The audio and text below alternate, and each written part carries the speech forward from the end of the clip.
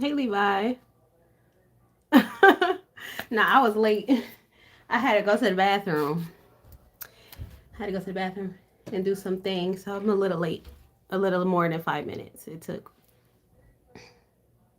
Hey y'all. Hey y'all. How y'all like the episode?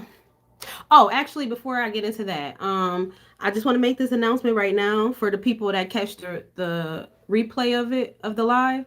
I want to get this part out the way real quick so that they'll know this. So basically, this is the last episode until I finish recording like 3 to 5 episodes in advance.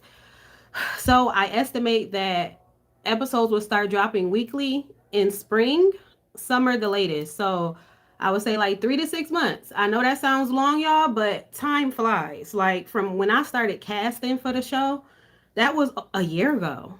That was a year ago when I started casting for voice actors. When I finished writing the script for the season, and the time just flew like that. So I know it sounds long, 3 to 6 months, but in order for me to get back on a weekly drop, like I really enjoyed that, and I know most of y'all enjoyed that too. Having something to look forward to every week versus how I've been dropping them as I finish them is like it's just too much time in between each episode, and I really don't like that. I like more structure. It might be the tism. It might be the tism, but I like structure and I like to be prepared. And I don't know, maybe some of y'all like that too. But so in order for me to get back on track with doing it like that, I have to get ahead before I start dropping again. So I estimate that it'll be between 3 to 6 months before I start dropping again. But obviously I will update y'all as it gets closer to that time and things like that. On my social medias, follow me on Instagram at HowHighEnt if you don't follow me there. I'm also on TikTok, but I don't post much on TikTok. So I mean you can follow if you want. It's HowHighEnt over there too. And then I post consistent updates on Patreon as well. Patreon always gets updates because they get the information first because they get the episodes first. So that's where I post updates at. So Patreon, IG, TikTok, and then also it's leaving my mind. It's leaving my mind. What was I about to say? Um Damn. Do that happen to y'all? Like when y'all about to say something and then your thought it like literally feel like it's running away from me and I'm trying to chase it down. Like, damn, this was important. Oh, okay. So, the next episode, although I won't be dropping, the next episode until like spring or summer, I will be posting behind the scenes looks into the next episode starting next week. So I'll start recording episode 4 next week, and then Patreon. Anybody who's on Patreon, or you have to be on the second tier though. I think, or maybe you don't. I think you could be on the first tier too. I don't know. You got to read it when you go over there. But I'll be dropping behind the scenes photos and gifts for them over there, and I may drop them a teaser. It depends on if they vote for it or not. But I'm gonna post a poll over there too to figure out if they want to see the teaser of episode 4, about 20 minutes worth. Or not. And then so that's a possibility too. So if that's something you're interested in, and also ad-free content, Patreon does not, I don't have ads on my videos over there either. So you don't have to worry about skipping and everything. The ads and stuff. So if any of that interests you, go over there to my Patreon, join. Make sure you're reading the information underneath both of the tiers. I only have 2 tiers. Make sure you're reading what each tier includes and you understand it before you subscribe and everything like that. And what else? What else? Is there anything else? No, I think that's it. So that's the announcement. Yeah, I can't wait either. I can't wait either. But what y'all think of the episode? I actually wrote down. Damn, where my phone at? Oh, my phone right here. Damn, I wrote it on the wrong phone. I literally wrote the freaking as I was watching the episode with y'all, I was writing down each person that I wanted to discuss in order and stuff like that is on my phone, and I'm freaking using my phone. So we just gonna have to go off the dome. Yeah, I appreciate y'all. I appreciate y'all. Y'all know that. I thank you, Rosie. So,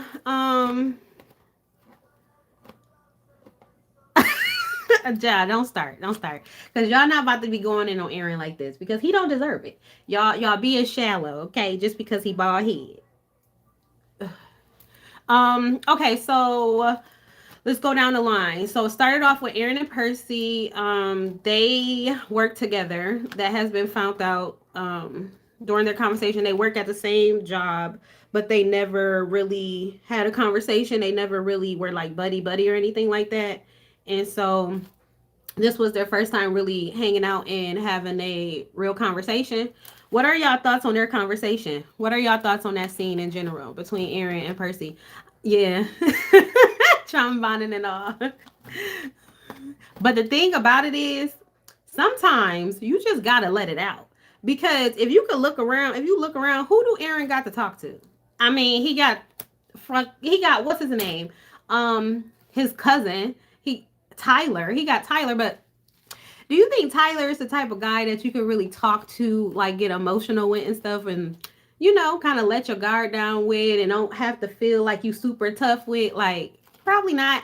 And then he also has Marcus, which is Brianna's husband, but they're not super close. And then who else he got? His mama gone. Who he got? His sister is a freaking. Her heart is made of stone. So who he got to talk to? But what y'all think of their conversation? The signs was there with Kia though. Yeah, yeah, they were. They were. I feel like they was on two different pages, but it was the signs were there that where red flags was popping up. Um, do y'all think? Do y'all think this is something that's like a kind of like a kind of one-time conversation where they just needed to get this off of their chest, they needed to vent a little bit, and then that's as far as it's going to go? Or do y'all feel like this can become a friendship of some sort? I think it was needed. They had to let it out, child. It was a rant fest. I hope they become good friends though. He do need friends or someone to talk to. He needs to let it go because bottling it all up isn't good. Yes, he needed it. A friendship. No, I feel like they're going to talk more. Would y'all like to see them talk more? Because I feel like Percy and Aaron are good guys. They're good guys, but they get so much hate. The hell benders. Them ones get all the love. We already know about that. I think they're gonna be good friends. A trauma bonding friendship sometimes ain't it. No, that's true. That is definitely true.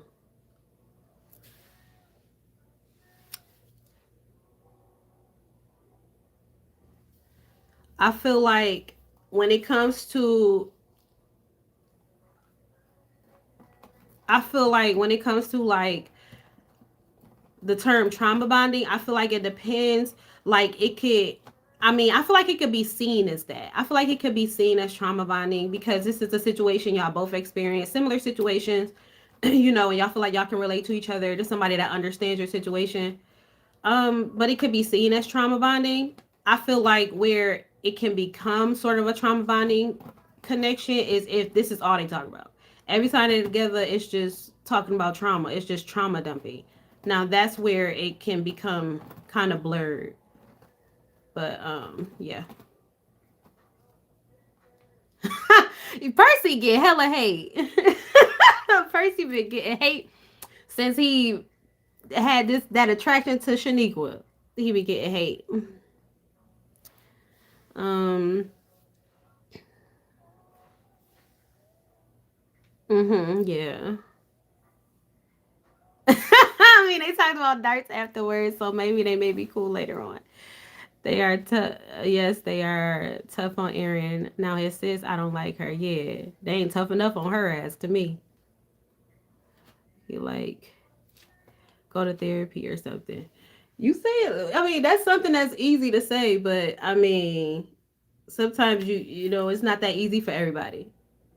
It's not that easy for everybody to take that step. and that's realistic. Okay, so that happened. And then gotta use my noggin because I can't look at my list. Then it went to okay, DQ. So we can talk about DQ and Kendall situation. So okay, DQ and Kiki. So DQ actually decided to go and have a conversation with Kiki to try to get her to drop the charges. Y'all so funny. I was cracking up at them comments. Y'all just can't stand her. Somebody said no tattoos, those or those scars is tatted on her. But what are y'all thoughts on that conversation between Kiki and DQ?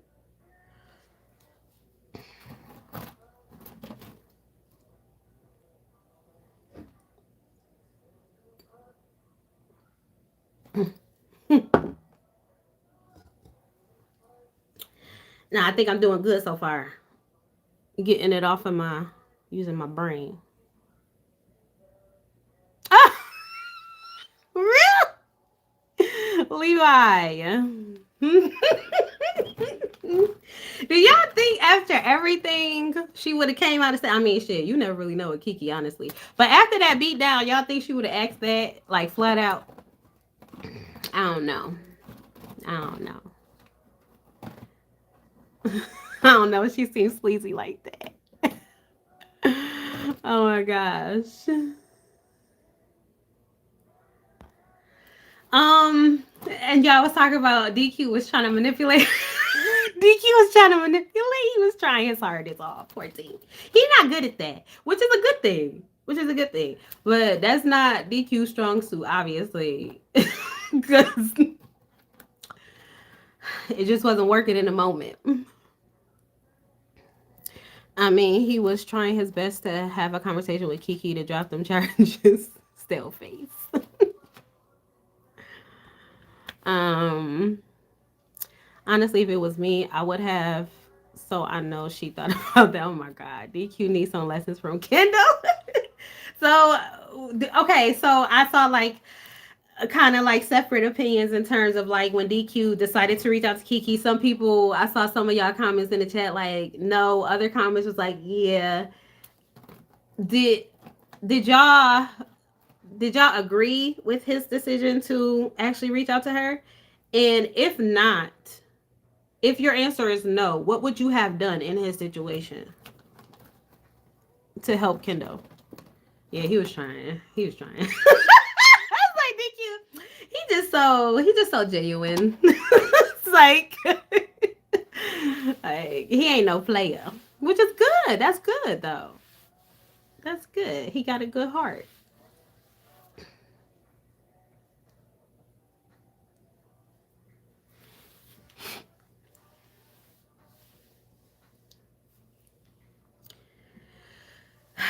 What if the bell she was going to be in there for the weekend? The only options presented was either she get the charges dropped or she was going to be in there over a weekend and she wasn't going to be able to see a judge until Monday. So she'd have been in there over the weekend. So between with that information, what would you have done? What other options, what other route would you have taken versus reaching out to Kiki?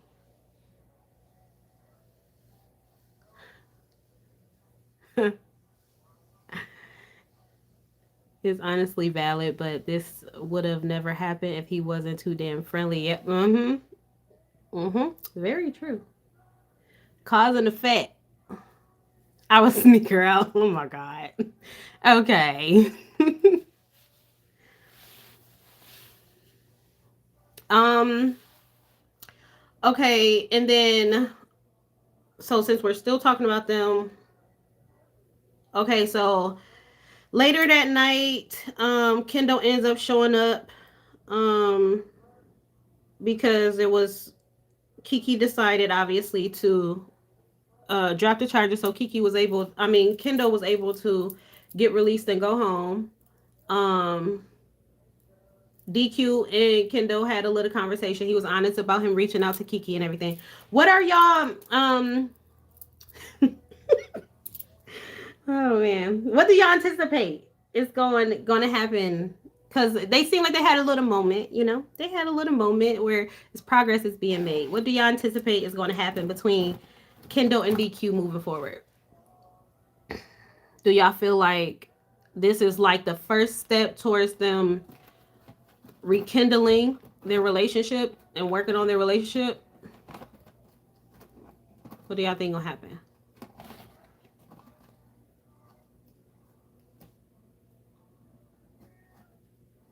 To be honest, talking to her was great advice from Trent. I honestly agree. I honestly agree. I do. Like, I mean, what else am I supposed to do? Just let her sit in there? Yeah, I'm gonna try to talk to this lunatic. I don't like her ass, you know, but sometimes you gotta swallow your pride. Like, you gotta look at the bigger picture here. Either let my ego and my hatred for her cause me not to, you know, swallow my pride, but then that's going to result in my partner being locked up, you know, for longer than necessary, or swallow my pride. One or the other. Um, I thought she was gone for a minute. Honestly, she was a rude. Kiki dropped the charges, but at what cost? She gonna want DQ to repay her. And man, Shells. She gonna want that man tail. You think she learned her lesson though? She got beat up. She got beat up pretty bad. Do you feel like Kiki is the type to not get it? Like she got she got whooped. Like after a beat down like that, it's like damn. In a beat down in front of your friend, like I hope she learned her lesson. Um, what else? What else? What else? I just want to say too, like I really do like love their like dynamic. The dynamic between Kendall, I keep saying Kiki, Kendall, so many K's, so many K's. Kendall, Kayla, and DQ. Like I love their dynamic. Like it's just like I love their family dynamic. Like I love how close Kayla is to Kendall, and I love how close she's gotten to DQ, and how they both protect her, and like I just love it. I just love that dynamic, and it's not like a traditional, you know, type of family dynamic, and that's another thing I like. I just wanted to say that. Hopefully she going now. Okay, so then help me out, y'all, because I don't got the list. So after that, so from the Kiki and DQ conversation, it resulted in Kendall getting released. And then what happened after that? Kiki is her head. She gonna still think she has a chance. She is the Lulu she is. I feel like she's not as the Lulu as Portia though. I feel like Portia would have, yeah, Portia, oof. Can you imagine Portia being the one he had to talk to? My goodness. It would have went, can you imagine? I don't even, like, Portia a lot. Like, I feel like that would have went worse with her. Okay, you just made me think of that, but is that what happened next? Okay, yeah, then it goes to Allie and Regina. What y'all think of Allie and Regina relationship? Oh, Tati, yes, Tati. Yes, okay, so Tatiana goes to she meets up with her mother at her job for lunch to have a conversation about her father. She's trying to get more information on her father. And y'all see how that conversation went. She didn't really get many answers from her mom. Her mom, what are y'all opinions on that conversation? What are y'all opinions on the information that Simone gave Tatiana, and what is y'all opinion on her delivery? Like, what is y'all just opinion on that entire scene?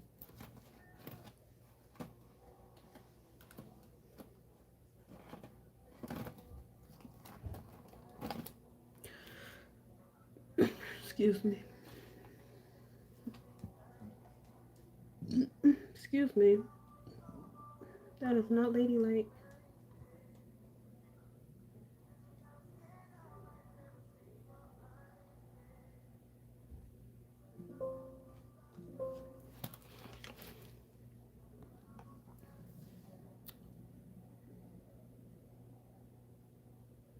Add a Q&A sticker.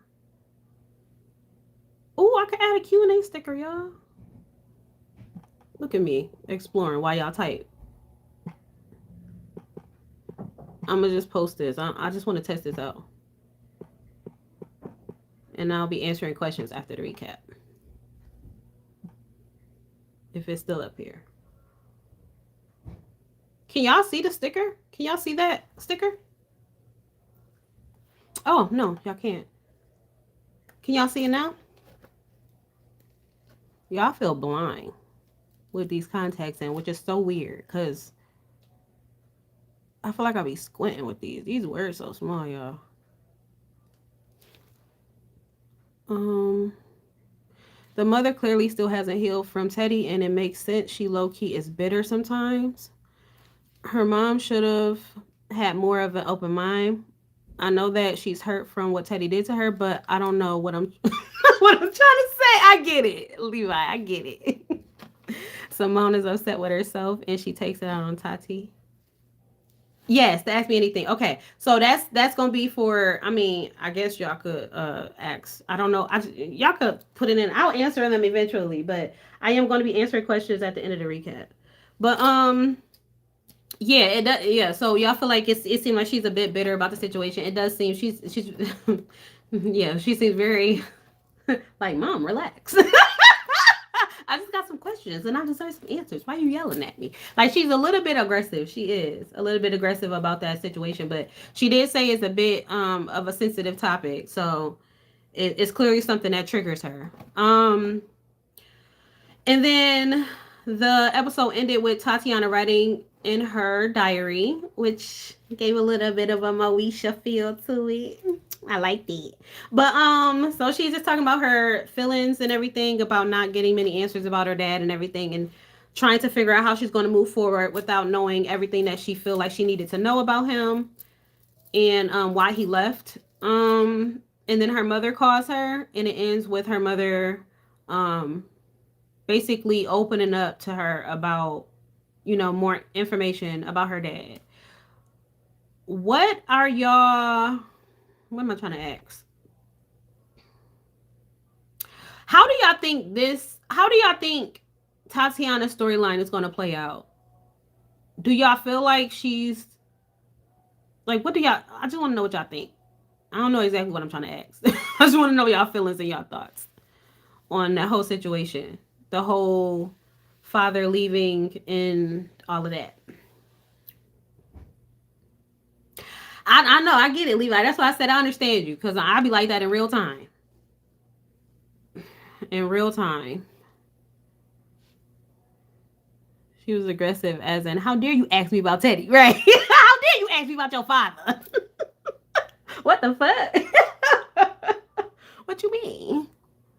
What you mean? You slept with him.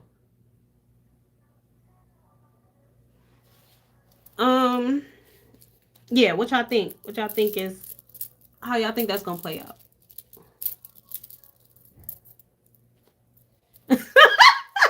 It's sad as hell, because why did he do that? Why, Teddy? Why? I will say I do enjoy Tatiana's storyline, though. I do enjoy it. I do enjoy watching her heal and transform and everything. I did tell y'all plenty of times that I was not really caring for her in like older seasons, and like in the Bachelors and stuff. I wasn't really feeling her, and I wasn't feeling her in season 1 or in season 1, I think, of Losing Affection. I wasn't really feeling her, I think. And then she had moments in season 2, but I liked her more in season 2, I think. Shit, I'll be losing track, y'all. But yeah, I like her this season. Like, the more she grows and everything, it's like,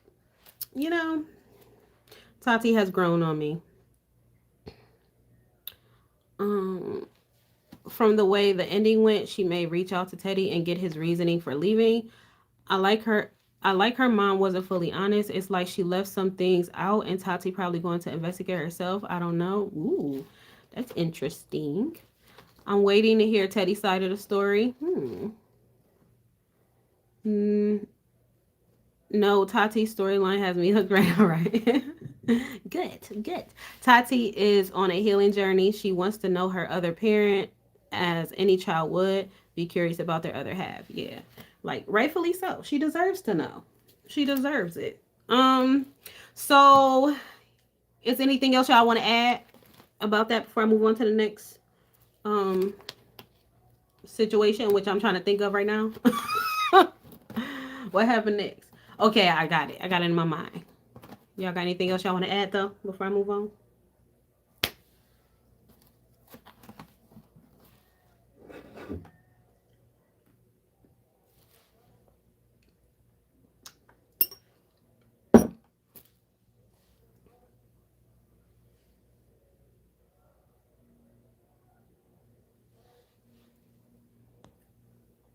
Okay, I'm assuming that's enough. If y'all said something and it start popping up, I'll read it. But moving on to Allie and Regina. What do y'all think of that relationship? How do y'all feel about them as a couple?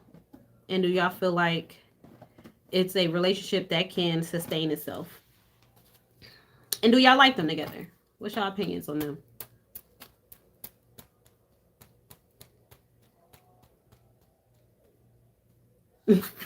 Yeah, yeah, she did give that. But Simone is on some I don't like Teddy and neither should you be as. Yeah, she did get that vibe. She did give that. I like their relationship. They're cute. I do like them. I like them together too. Reggie is fine. Allie is pretty too. Like I just love the Sims. I love the Sims characters. I mean, I love the IMVU characters too, but the Sims characters, it's just so it just brings so much realism. So much more realism. It's skyrocketing for sure. Reggie is Buddha. Yeah, I think they cute. I like them. Um, and then the Nez came to pick up Jameer for the weekend. To spend time with his babies. And after he picked up Jameer, he went to pick up Chaz to take him to his NA meeting. And you know, the Nez has been having some trouble sleeping, so he almost ran a red light, falling asleep at the wheel. Um, and what do y'all? I know y'all was just like screaming at the screen. Y'all was yelling at the screen when he just wasn't. He had two opportunities to open up to Shaniqua about what he's really going through. Once the first time in the car, when Chaz called her when he fell asleep behind the wheel, and then the second time, the next day. I think it was the next day when they had a conversation in the kitchen. Um, I mean, it's not funny. It's not funny, but I don't know. It's how I read that. Nez almost killed everybody in that car. I don't know. I read it in a weird voice, but yeah. What? What are y'all thoughts on him on everything? The Nez going through a lot. He going through a lot right now. Like, I mean, he going through a lot mentally at this time. What y'all gotta say about that? What y'all gotta say about that whole situation? Him falling asleep at the wheel, him not giving the car to Chaz, letting him drive, him not opening up to Shaniqua about what really happened. What are y'all opinions? Jameer, yeah, he was in that bag. I don't know. When I was editing it, I was laughing because when he was driving, Jameer was asleep in the back. I think it showed him sleep when he was driving until until he hit that brake, and then you saw him in the back again. He was woke and he had that little smile on his face. But seriously though, he really needs to tell her he might go to prison soon, but don't lie to Nico again because that's what ended y'all relationship the first time. Get that. Yeah, yeah. The personality is very. The he has a big ego. He has a big ego, and um, it's like it's hard for him to like accept help. It seems like it's hard for him to like he's guarded. He's really guarded.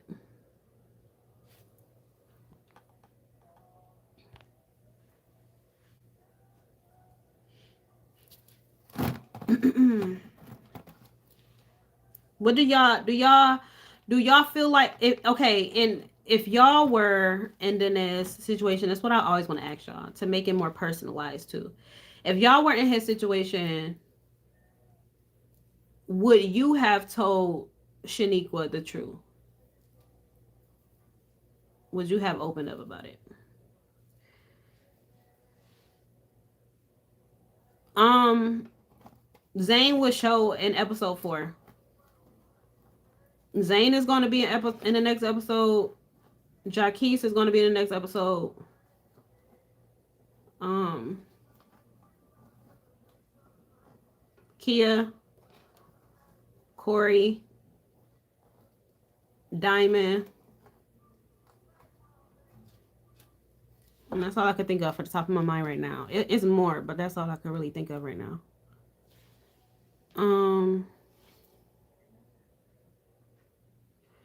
Denise did the universe a favor. Snap out of it, my guy. My girl Niqua isn't dumb. She definitely knows what's going on. She's giving him the chance to open up. Yeah. Niqua knows he's lying though.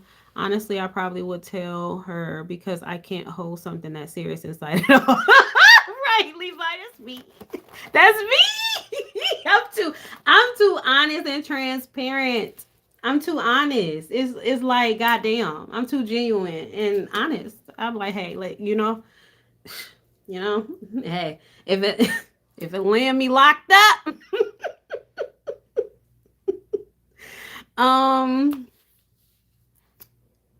because it'll mess with my mental. Yeah, that's how I am. I feel like you should tell her the truth because at the end of the day, that is his partner in line relationship only breaks it. So for those of y'all who didn't answer that question, what would you have done if you were in his situation? Would you have opened up about committing something that heinous, Would you have opened up to her about it? At least right now, because I think it's only been 2 months, I think, since that happened. So it hasn't been very long at all. But would you have opened up? Nope, my lips would be sealed. Ain't no use in both of us being stressed and sleep deprived. Who's gonna watch the kids? Right, Shells, right? You think about the kids. That is very true. That's very true because I don't know who commented. And with all these nightmares he's having, May must be haunting him for real. Look, I was like, somebody said,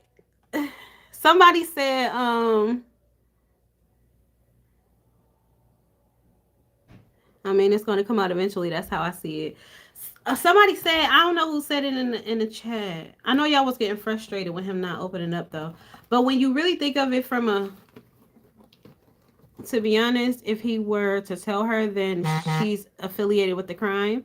Them cops be digging down. Yep. There you go. That's what I was about to say. I completely lost my thought because then stuff started popping up here. Y'all, girl, guy, all of y'all.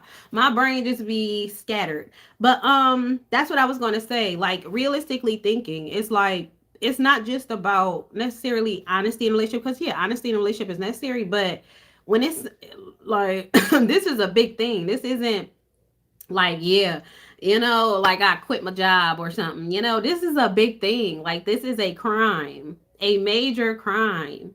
And like Rosie said, if he were to open up to her about it and tell her, she now knows.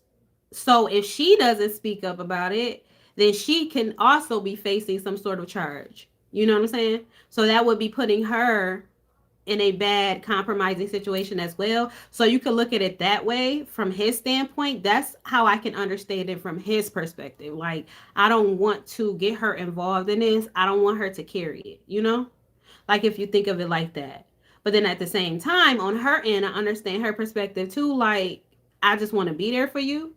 And I just want you to feel like you can, open up to me, let your guard down. Like, I understand both sides. I'm so good at that. Just understanding so many different perspectives. But like when you think of it from a realistic standpoint, it's like, it's just a lot of risk either way. Also, him having to be like, if you look at it like this way too, like him having to have a lot of trust. Okay. A lot of trust in this person to not, you know, to not get him caught up by opening up about it. Like, it's like, because you never really know. Like, what if it becomes too heavy for her? You know, this is how I would be thinking. I'd be like, damn, what if it, like, what if I open up and I tell him and then it becomes too heavy for her to hold, and then she start fucking stressing out like I'm stressing out, or she just tells on my ass, and then I'm like, like, it's a lot. It's a lot of risk. It's a lot of risk. Either way you look at it, it's a lot of risk. So it's like I can't knock them, but then it's like I just love them, and it's like, just tell her, you know. But then it's like, I get why you're not telling her, but you know, we just want we just want things perfect. I'm stressing already.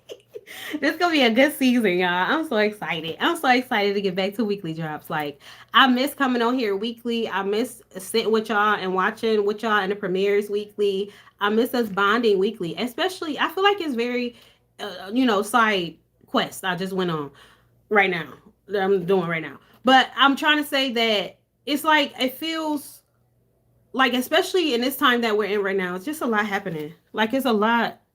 I got this heater on, y'all, and it's burning me up. Hold on.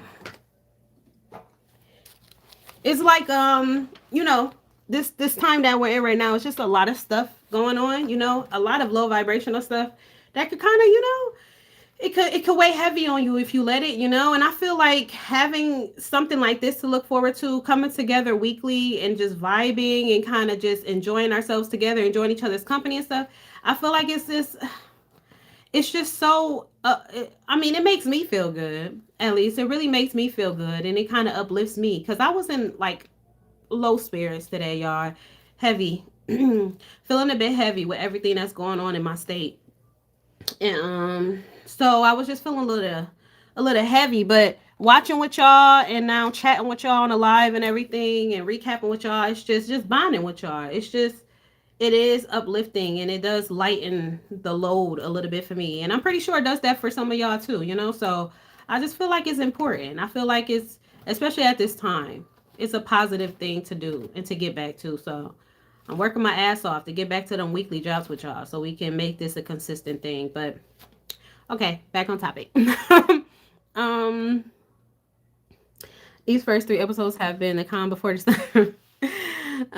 But it's heavy on both of them because she knows he's lying and he is being hunted by the crime he committed. Yeah, it is. Yeah. But do you see how it's like, it's just so many perspectives. It's like, I understand everybody's side. Like, I understand. Okay, so what do y'all think is going to happen with that whole situation? Do y'all feel like he'll ever tell her, or do y'all feel like she's going to find out? What are y'all thoughts and opinions on Danez and Shaniqua's storyline? And also Shaniqua talking about now she has like this interest in cooking and baking. Excuse me. It's like therapeutic for her. What are y'all thoughts and opinions on that route in terms of her career? Her taking that route.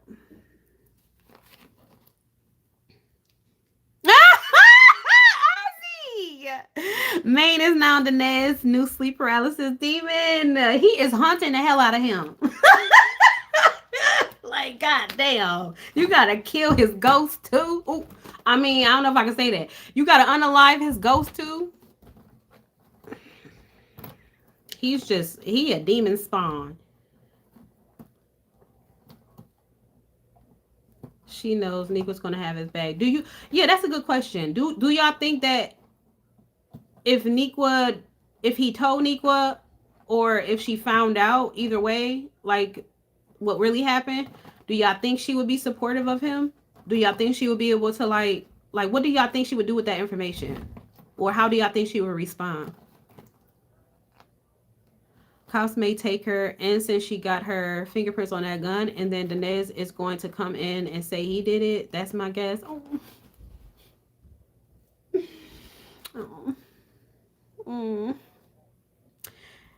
Did Mike fake his death? Because I was confused. No, he did not. It was in a whole news article. He is gone. He is out of there. And y'all be missing him too. Oh, what the hell? Why is anybody missing him? Why is anybody missing him? He's a horrible person. Cooking and baking eases her stress. It can do that for me too sometimes. I like cooking. I like cooking new stuff. Act like she doesn't know. If that's true, I'm not ready to see Nico in handcuffs. Levi. He said, so y'all think she would, y'all think she would be quiet about it. Shaniqua do give that like ride or die type of energy. She do get it. What else? What happened next, y'all? Help me. What happened next? I'm lost now. Niqua from the hood, she already solved the mystery. I was like, dang, Shaniqua be knowing a lot of stuff. Like when I forgot all about her having that dream. When Danez was, damn, every time he keeping shit from her, she be knowing. That's good though. Look how tapped in she is. Because I thought about that time when he was keeping Allie's pregnancy from her. And she had that dream about him holding a baby. And it wasn't her baby. She knew it wasn't her baby. Right. Right, Shells. Oh, Nia and her family. Thank you, Rosie. But why the heck he even hide the gun down there in the sink? Like, Nez, what the hell? He losing it. Okay, so Naima's family came to visit. We haven't seen Naima's family since the movie, since Love's Not. The last time y'all saw them was in a picture at the end of the movie. Except for y'all saw Yasmin in season 1, I think, of Losing Affection. But the mom and Ebony has not been seen on the screen since the movie. So this is your first time seeing them and actually hearing a voice for them too. So they're there to visit Naima and the babies and everything. And yeah, they spent the day together, and then they had a conversation in the kitchen about, updates and stuff, or the situation with Ro and everything, and how he hasn't been found. And Naima talked about Trent feeling like he wouldn't handle the situation well if he ran into him or whatever. What are y'all? I'm trying to think of what I want to ask first. What are y'all thoughts on Naima's family, first of all? What are y'all thoughts on her family, her mother and her sisters?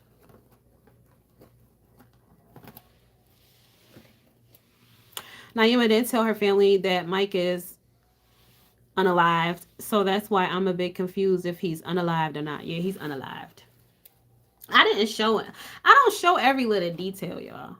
Like in terms of him being unalived, like, yeah, they know he's gone, but I didn't show that on screen. But they know.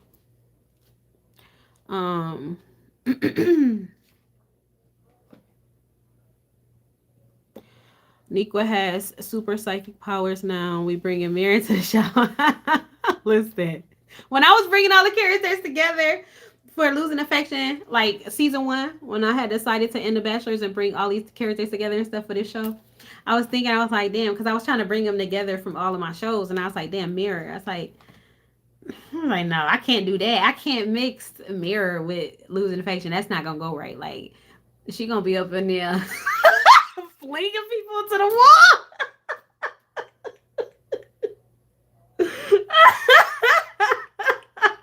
I said I can't incorporate them.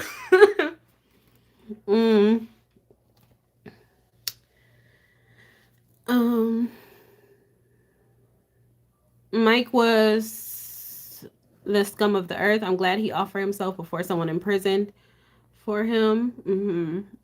I like her family. They're cool. I love that Brenda has found a new friend. We'll talk about that in a minute. I love the Mirror. Yeah, me too. I love Mirror. I really feel bad for Tatiana. She's been through a lot. Yeah. They have a great vibe. Very chill family. Their mama is very spiritual. She don't play. I remember somebody in the Patreon premiere was on her ass though. Somebody was like, I still don't fuck with her because she kicked Naima out. Which is Like damn, that's like damn. That's kind of messed up because that ultimately, did kind of trickle into her kind of becoming codependent on him and then getting into all of this mess. So damn. That is messed up. Um do y'all excuse me. What do y'all think about Trent? Like that conversation about Trent and his feelings about everything that happened. What do y'all feel like? What do y'all think Trent would do? Do y'all feel like Trent? What do y'all think he would do if he did run into him? And what are y'all thoughts on this whole storyline? The whole Trent Naima Roe Diamond storyline. What do y'all think? How y'all think that's going? I'll exclude Diamond, but those three, Roe, Trent, and Naima. What do y'all think is gonna happen with this situation? Do y'all think he'll ever get caught? Do y'all feel like the police will catch him? Do y'all feel like, I know somebody in the chat said they feel like that he's stalking them still. What are y'all thoughts and opinions on this situation?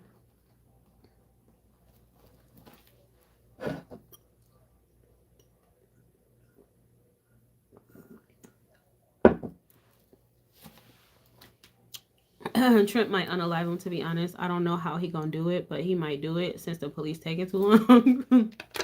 Yeah, do y'all feel like Trent do y'all feel like Trent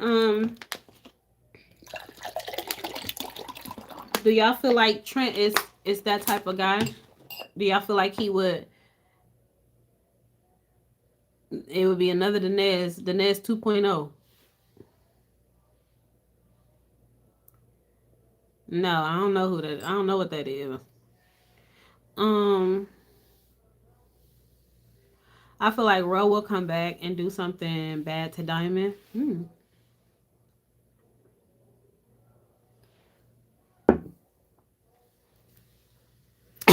Trent gonna go berserk, local, high level crazy. um, what else now? What else? Unless y'all got something to add. If y'all got something else to add about that, then you can go ahead and type. I'll read it when it pop up. You know who Trent remind me of? Robert. Did he almost do the same to Ryder? Yup. Yup. Yup. Because Ryder did. Yeah, he unalived his. Was they married? Was Robert? No, he wasn't married to her. I think that was just his daughter's mother, but I think they were together. I think. Yeah, but yeah, yeah, he almost did in that alley. And who stopped him? I think David stopped him, but he was gonna do it. No, it was Robert. Roland is a Roland definitely ain't got that in him. Roland was getting fucking pimped out. He was getting pimped out by what's that guy name? Daryl.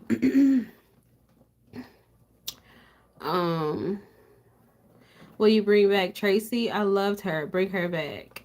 Oh, Tracy is coming back. Trust. I didn't know y'all like Tracy like that.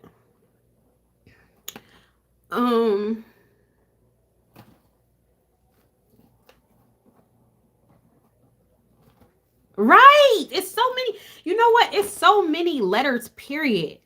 I use almost every fucking letter in the alphabet because it's so many characters. It's like, how many names can you think of? I'm about to start making shit up. I'm about to make up some letters.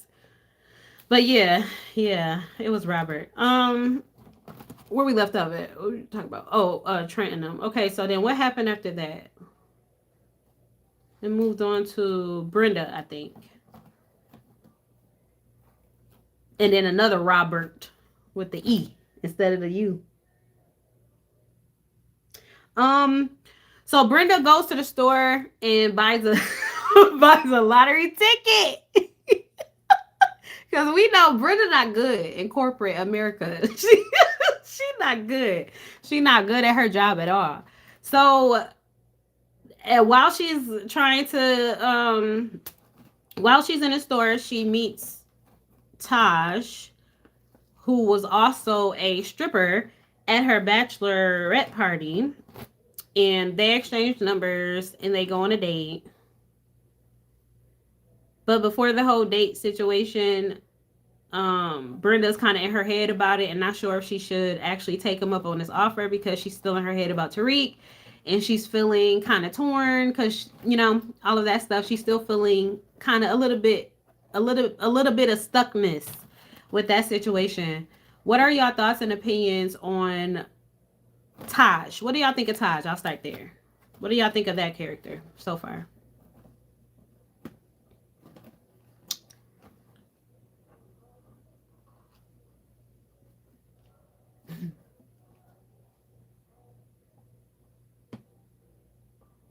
Yeah, I'm pretty sure everybody forgot her. That's so long ago. I don't think Tracy has not been seen since or talked about even. Well, she's been talked about, but she hasn't been seen since Secrets.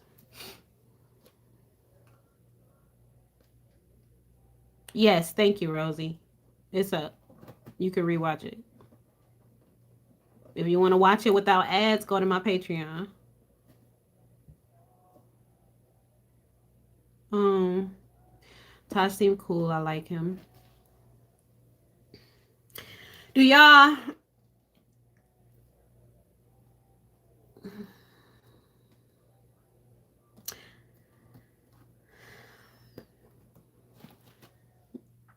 I like him. He's a cutie. He gonna be the right man for Brenda. He better be, or else someone's getting the ball. The ball's cut off. Brenda can't take no more heartbreak. Do y'all feel like? What was y'all thoughts on their date? And what was y'all thoughts on their date? And do y'all feel like this is a relationship that could go? I mean, it's not a relationship. I don't even really want to say. I don't even want to say date because they didn't establish that it was a date. But what do y'all think? What y'all think gonna happen with them? And do y'all feel like, I know y'all feel, romance, all of that. Do y'all feel like that's something that could like be sustained because of his because I'm just thinking about his profession. He's a professional dancer, and then I'm also thinking about Brenda and her insecurities. Like she's very insecure already. Just with Tariq, punk ass, she's insecure with him. But how y'all think? Do y'all feel like she'll be able to handle being in a relationship with somebody that has that sort of profession? That's what I want to ask. So far, he seems like a good person, but I don't know why he seemed like a non-committal type of guy due to his lifestyle, but I could be wrong. This may start off as a friends to lover rom-com with them. Wait, so the one that liked Janae for a bit, then she got a new boo. She had a baby. I definitely need some scenes on them. Wait, so the one that liked Janae, she got a new boo, and he has a baby? Oh, you talking about Janae and wait, who are you talking about? Melina? I forgot about his job. Okay, maybe she needs to take some more time to herself before doing anything relationship wise. Their date was cute and authentic. Brenda always show up as herself. I love her personality. Yes. I love Brenda. Brenda, she's so fucking loud too. Like Brenda is just loud and ghetto, but she's so authentic, and it's like you can't help but like really like at least even if you don't like a person, you can't help but respect the person when they're authentic and they're showing up as themselves, whether or not you agree with them. It's like you're being yourself. But yeah, do y'all times? What you mean, Rosie? Oh, Reggie?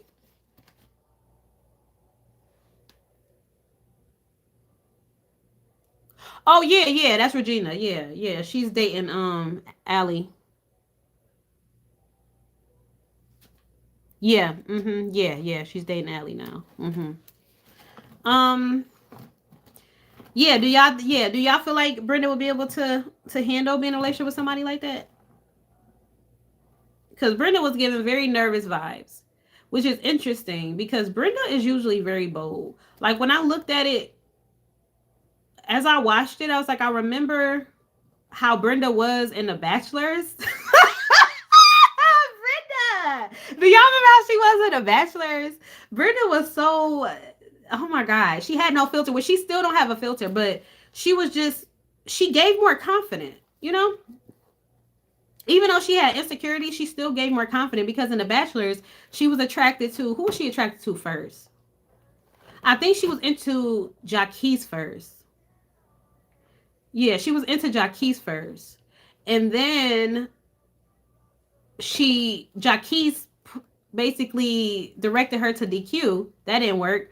And then she was attracted to Chaz. Damn, she was trying to run through the crew, y'all. Brenda! Oh my God. Yeah, so, but she was more like confident though. Like when I think of her in that show, she was more confident in herself and she was more bold. And now she seems more a little bit more timid and stuff. But when you think of it, it's like maybe, you know, Tariq had a lot to do with that as old punk ass. Because she seems less confident than she was then. um Oh, you say you need more of them? You will see them more. I think she should take her time, but having him as a friend is probably what she needs. Yeah. What product do you use for your hair? Because it's, oh, thank you. I don't know. This is a wig piece too. I'm pretty sure you can tell. But I use As I Am. It's a leave-in conditioner I put in there. That's all I put in here.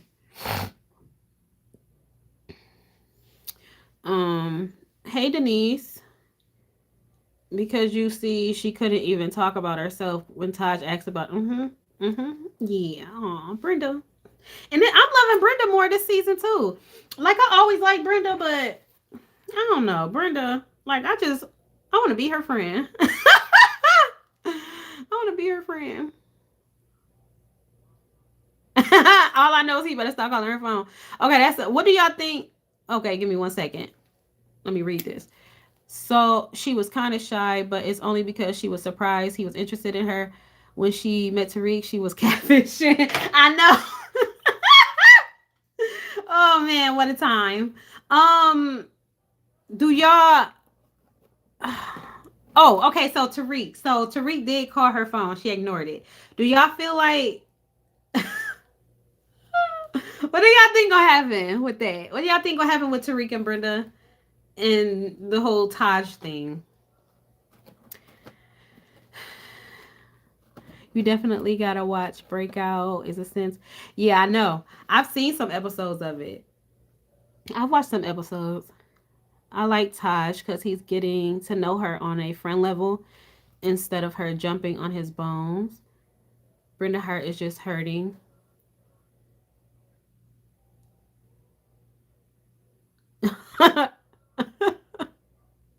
Tariq gonna get jumped by some girls. Like what girls? Shaniqua? Shaniqua gonna jump him. um, that's done. He messed up and lost her. His loss with his punk self.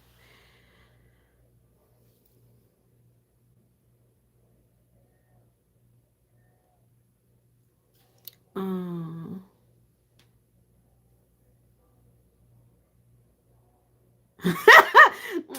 whatever. Then Percy gonna come in swinging necks while Brenda moves on with new meat. Ugh, that sounds so nasty.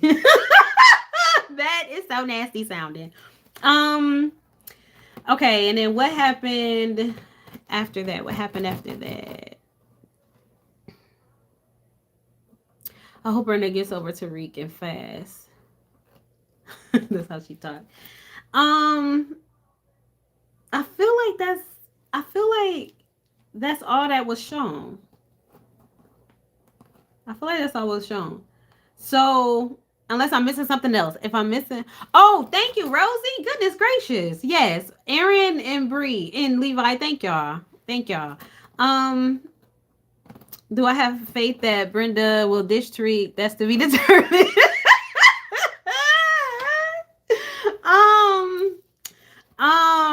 Okay, so Erin and Bree. Hey, lovely, welcome. Erin and Bree. So, Erin is just trying to sleep, okay? And he's woken up by his sister in the kitchen cooking herself something to eat, but she's also blasting some music as if she ain't married. Oh, she's so annoying. But she's so pretty. Her sim is so pretty. But so they get into a little situation, or they have a conversation about Aaron tries to talk a little bit about what he's going through. He's still struggling with the death of their mom, and also the breakup he's had with Kia. And Brianna just wasn't very comforting about it all. What are your thoughts and opinions on that conversation and how that went? And yeah, what's your opinions? Ozzy, I know you probably listened to that song like 10 million times. Side note, Brie has good music taste. She ran away from her merry home to disturb Erin because she seems fine to me. Because hello, what are you doing? Why are you even still here? Why are you still here? Go home. I would have told her, no, you staying home and you fixing your marriage. You're not coming to my house. You're not flying here to run away from your problems. You better go to a hotel. Take a breather at a hotel.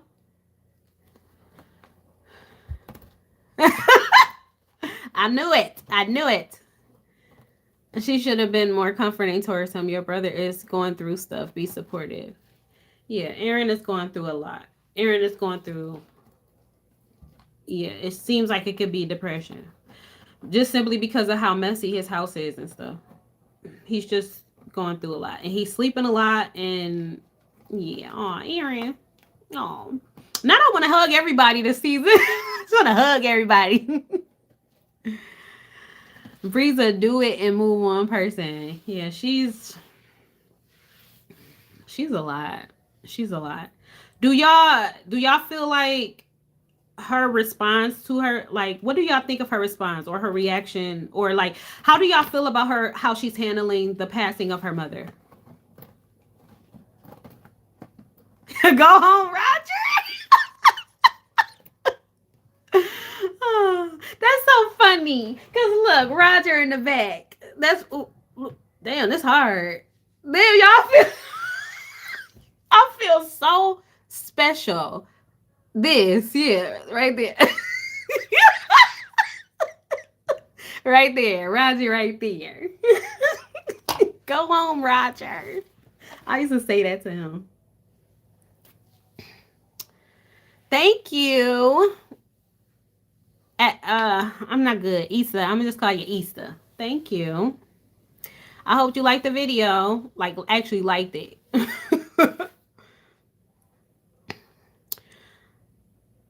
Are you rewatching it? That's so interesting. Look at that. That is so interesting. Um, yeah. So is there anything else that I missed? Yeah, what do y'all didn't answer that yet. What do y'all think of how she's handling her mother's passing? And what do y'all think, like, what are y'all thought, like, how do y'all think this situation is going to play out? Aaron's storyline. I feel like, yeah, it is. My light keep getting brighter and lower. I feel like, or am I tweaking? I gotta take these contacts out, y'all. I just stare dead in that light. It's like staring in the sun.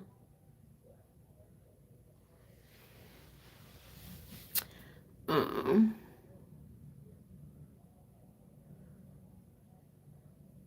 there you have me in a chokehold with this one. That's what I like to hear. That's what I like to hear. I see where she's coming from. You can't let death stop you from living your life. It took me years to get over my favorite uncle's death. Yeah. But you also need to go through the emotions, let yourself grieve, you know? Yeah. Balance of it. Do y'all feel like Brianna hasn't grieved? Like, do y'all feel like she's bottling stuff up? Or do y'all feel like she genuinely just isn't, I don't want to say doesn't care, but do y'all feel like she's genuinely feeling how she says she's feeling? Or do y'all feel like she's like kind of bottling it up?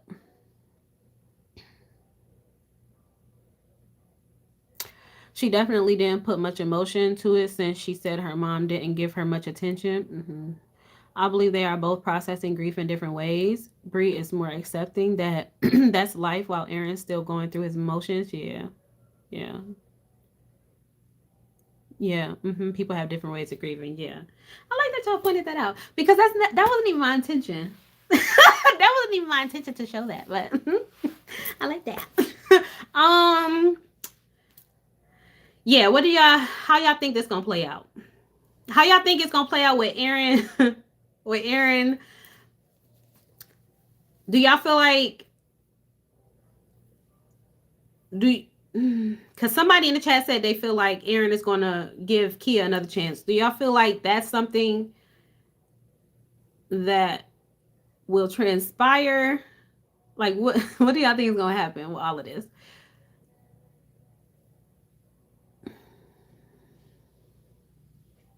They both need to talk to a therapist.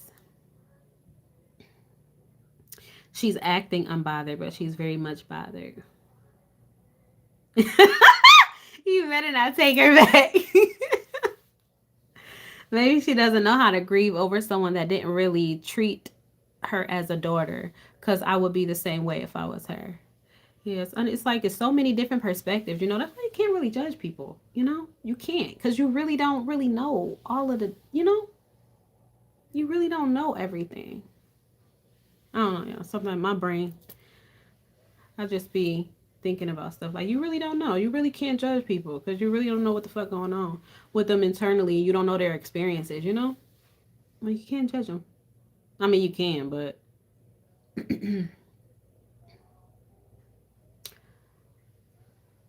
I think so too. But I wouldn't agree on it. Kia needs to stay single, like you had a good man, but you want a cheater instead, right?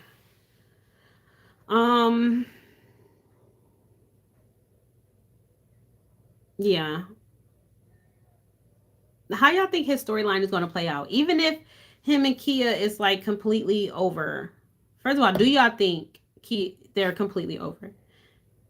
And whether or not they are completely over, how do y'all feel like his storyline is going to play out? Or how would y'all like his storyline to play out? Oh, poor thing. Aaron lost his mom and got cheated on 50 million times. He's tired. I know. I know. Kia is over Aaron. I don't think she'll double back. Kia has moved on. Oh my God. That's if she even wants his milk dud head ass back. She still seems hooked on Jacques. Oh my God. Where did y'all even get milk dud from? Who started calling him a milk dud? Because Jameer had asked me the other day, he was like, you came up with milk dud, right? Then you start calling Aaron milk dud. I said, no, I never called him no milk dud. Who started calling him a milk dud? I think it was April. He needs to focus on himself and seek therapy. I honestly don't know. I'm just let it flow and see where you take me. You be like that with everybody, Ozzy. You don't guess for nothing. You like I ain't submitting no guesses. It was one person. I talked about this before, and I will never stop talking about this. It was one person, like that was on the fucking nose on every fucking cliffhanger. I was like, is she, like, is she hacking me or something? Like, how does she know? And this is the first out of all the years I've been doing this, y'all. I have never seen nobody post no comments or nothing about like being correct about what's going to happen. This woman was on the nose. It was for two women though. She was the voice actor for Frankie's mother and two women. She was on it. I'm like, God damn, girl, what you doing? How you know? Like, I don't like that. I like surprising y'all. Not one guess because I'd be wrong every time. Ozzy. Y'all funny. And she was spoiling. Didn't know. I know. I was like, fuck. It's like I want to delete this comment. But yeah, did I miss anything else? Did I miss anybody else? And if y'all got any questions, y'all can either ask me in the chat or y'all could ask it with the little button thing if y'all want to use that. I just want to play around with that. I want to see how it pop up. At least one person asked me a question with the bubble thing, just so I can see how they pop up. I'm curious. But is it anybody else that I didn't cover or any other part of the episode that I missed? I feel like I covered it all though. But yeah, next episode is, I can actually look. I don't usually do this and tell y'all like who's going to be in the next episodes and stuff, but since it's going to be such a long wait, you know, I don't feel like, why not? I'm not telling you what it's going to be about. I'm just tell you who's going to be in it though.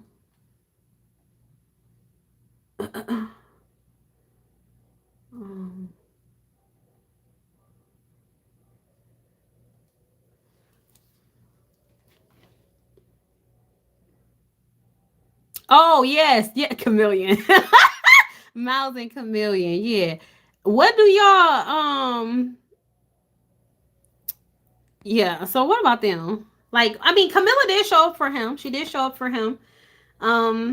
You know, him and Trent are, you know, working on starting a business together, and Trent couldn't attend the auction with Miles this time around, so Camilla just surprised him, showed up for him, which, you know, I give her some kudos for that or whatever. I mean, what do y'all think? I mean, it was just a little quick show of them, so it's not really much to talk about, but what do y'all feel about them, those two, or that scene, or what do y'all think?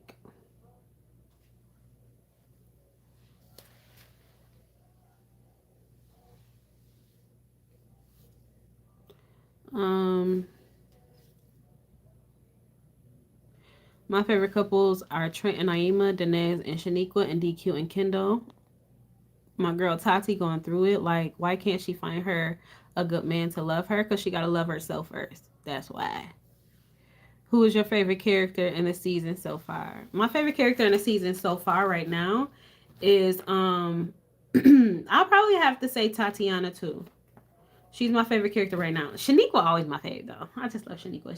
So she just every season I just love her. So I'm gonna sit her out this time, and I would say after Shaniqua, oh damn, I love Kendall though. I love Kendall. It's Shaniqua and Kendall. They're the top. So, but if I'm gonna exclude Shaniqua because I'm always picking her, I'm gonna say Kendall this season. I love me some Kendall. Rosie. Shout out to all my voice actors, okay? So don't take this anyway, but I do want to say that, you know, Rose, how long have you been voice acting for me? You started in season 2, right? This only your second season voice acting for me, ain't it, Rose? But either way, like, just seeing you have progressed. I just want to say this publicly. You have progressed so much. Oh my God. Like, you were good. You were good in season 2. I think it was 2. Or maybe you started in 1. Did you take it over? Or did you start in The Bachelor's? You started in The Bachelor's, I think. But regardless, from when you first started voice acting for me to like this season, my gosh, girl. You have fucking done it, okay? When I say you pull me in, you make me feel it. You make me want to fucking like defend the character. Like, yeah, talk that shit, girl. Like, I love it. Like, you have really brought the character to life. You have brought her to life even more this season, and I just want to give you your flowers for that. But Kendall is my favorite. She's my favorite right now, for sure. For sure.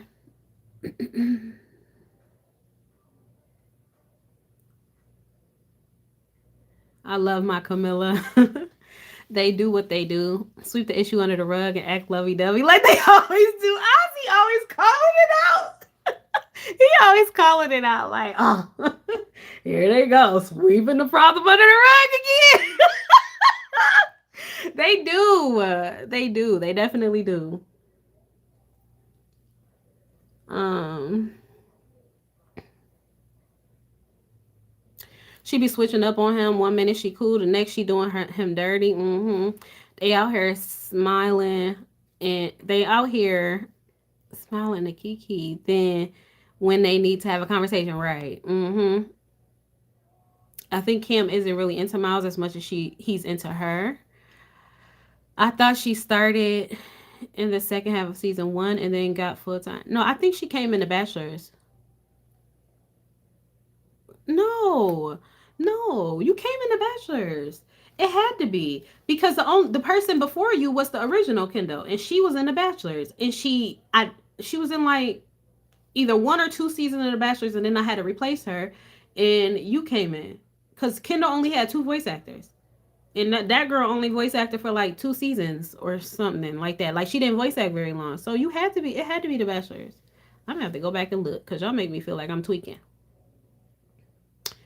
Um. Yeah, I think the spot episode. Oh, really? No, no. The spot episode was somebody completely different. That was a temporary temp voice actor. I think she only voice act for that one episode. I think that one. My favorite character is Tati and Kendall, then DQ. Stop. No, no, no. You did amazing. I'm very proud. I'm very proud. I always talk about that, like the voice actors that I've been working with for like, a extended period of time. Like watching y'all grow and evolve and like, I love it. I love it. I just like the evolution, like being able to get front row seats to y'all evolution as voice actors. Like it just makes me smile so hard. Um and Kendall Sim is beautiful, ain't she? She is gorgeous. Kendall is actually too. She's Blasian, y'all. So she's black and Asian. That y'all didn't know that. Y'all didn't know that, but she is. I'm gonna make that clear. Um no, I feel like it is. That's the same voice actor. The first half of the spot was someone else, but the next episode was me when Kendall was having a convo with Camilla in the jacuzzi. Yeah, but I thought you came before. I feel like you came before, girl. I wish I could voice act, but I mumble and I feel like my voice is low key deep. Plus, I'm too damn shy for that. Listen, do you know how many people started off with that same mindset and just came in and gave it a try and they love it now? But you got to come into terms with, I mean, you don't have to because many people didn't like their voice and everything like that and was self conscious about their voice, me being one of them, until they started doing it more and, and getting more comfortable with it. And I feel like that. Well, I don't only feel like that. I have been told that also by some voice actors that doing this has helped them. Ozzy, you're one of them. That doing this has helped them to kind of embrace their voice more. So that's something to think about. Yes, go watch it. Make sure you like the video too, y'all. Make sure y'all liking the videos and sharing. If you see hype up the video at the bottom of it, because that's the thing now. On YouTube, you can hype up videos. Hype my videos up, y'all.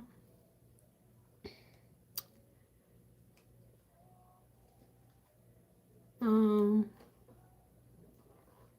right, because they sound alike. They sound alike, Easter. They did. Rose did a very good job. Like, I couldn't really tell the difference between how she sound, like the tone of like how you sound. Your actual voice sounds similar to the original one. My voice is too high for a man, and I still try, and it's so much fun regardless of whatever role you get. It has got me to accept and appreciate my voice more. It's done that for me too, honestly. Honestly. Right. So I say I love Ozzy voice. Let me pull of Ozzy. LA season 1, episode 7 at 2:15. Ozzy be on it, man. I'm like, damn, I can't slack a little bit. He gonna catch it. I've been watching you since I was 13, girl. I'm 20. Oh wow, look at that. That's so dope. Right, because she did very good. Sounded very similar. Sounded very similar. Um, what do y'all think? What do y'all think? I mean, not much has been shown about, well, yeah. What do y'all think is gonna happen with Chad's storyline? How do you think that's gonna go? And Chad's sim is so fine. He is fine. He is. Danae's fine too. But I feel like somebody else mentioned that too on Patreon, that they actually look more like twins now. Which, I mean, they're not identical twins, so they're not supposed to look alike. But to me, I feel like they look more like brothers. I mean, they look like brothers then too. I don't know. I just love this how they look as Sims more. I don't know. I just like how they look better as Sims. But I feel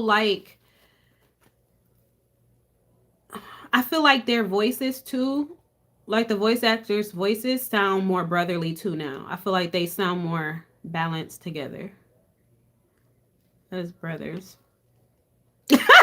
Hey, only I can pull a Ozzy. Chaz is my least favorite character. Why? Why? That's a first.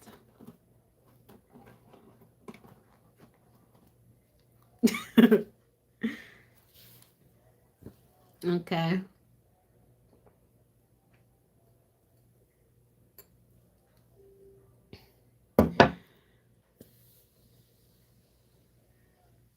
Who do you... Osmond voices Camilla's, she works for Camilla this season.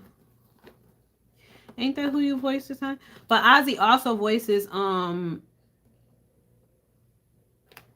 what's her name in Two Women? Jamie's fiance. It start with a B, don't it?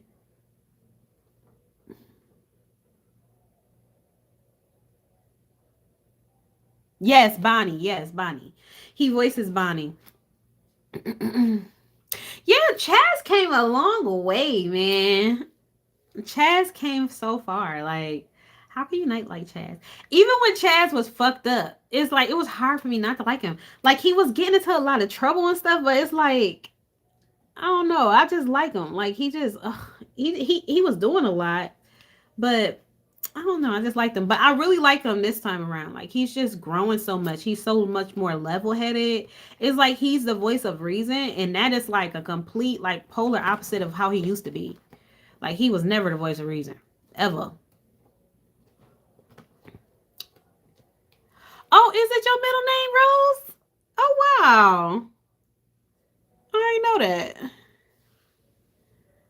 Sims gave all the characters that glow. I love it. I'm glad you decided to use the Sims for this season. Yes, I know. Me too. I was like, God damn.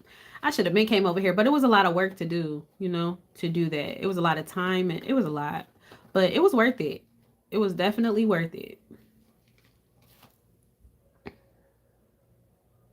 Will we be seeing Brittany? I'm over here wondering what her Sims look like. No comments. I don't want to get no comments about no side characters or no potential side characters. He came a long way, but he was just all over the place. He's better now. Yeah. I got that secretary voice, so it made sense to be one of Camilla's assistants. Help me, please. Oh my God. I'm so proud of Chaz. Yeah, Chaz came so far. He came so far. I really like Chaz. I do like him. So who is y'all so far based off of the first 3 episodes? Who are y'all? Whose storylines are y'all? What are your top 3 storylines that you're looking forward to unfolding this season? Hello, welcome. What are your top 3 storylines you're looking forward to seeing this season?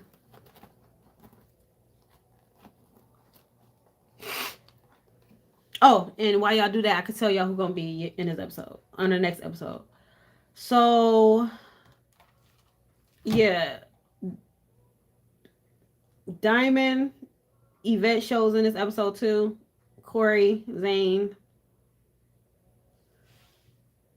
Damn, y'all, I feel like I'm squinting. Um, who else? Allie and Regina. Um, Kendall, Kayla, Jaquise, Kia, Tariq, Tatiana, Candy, and Preston. That's not everybody, but that's everybody I'm gonna name. They gonna show up in next episode. Denez, Brenda, and Tati. Naima, Denez, and Brenda. Kendall, Danette. What? What, Rosie? Who is Daddy? Is it DQ? DQ? Tati, Kia, and Jaquise and Kendall. DQ and Kendall, Denez and Nikwa and Kia.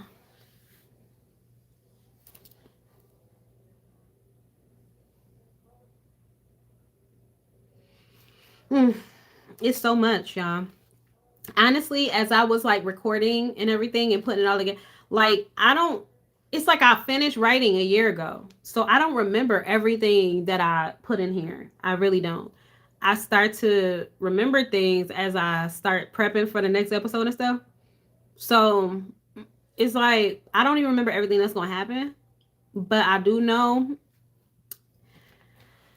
it's a lot of things happening. It's a lot of things happening this season, y'all. It's a lot. It's a lot. I'm just very excited. You said daddy. You said Kendall, Denez, and daddy. No, wait, what I said. It's right up there.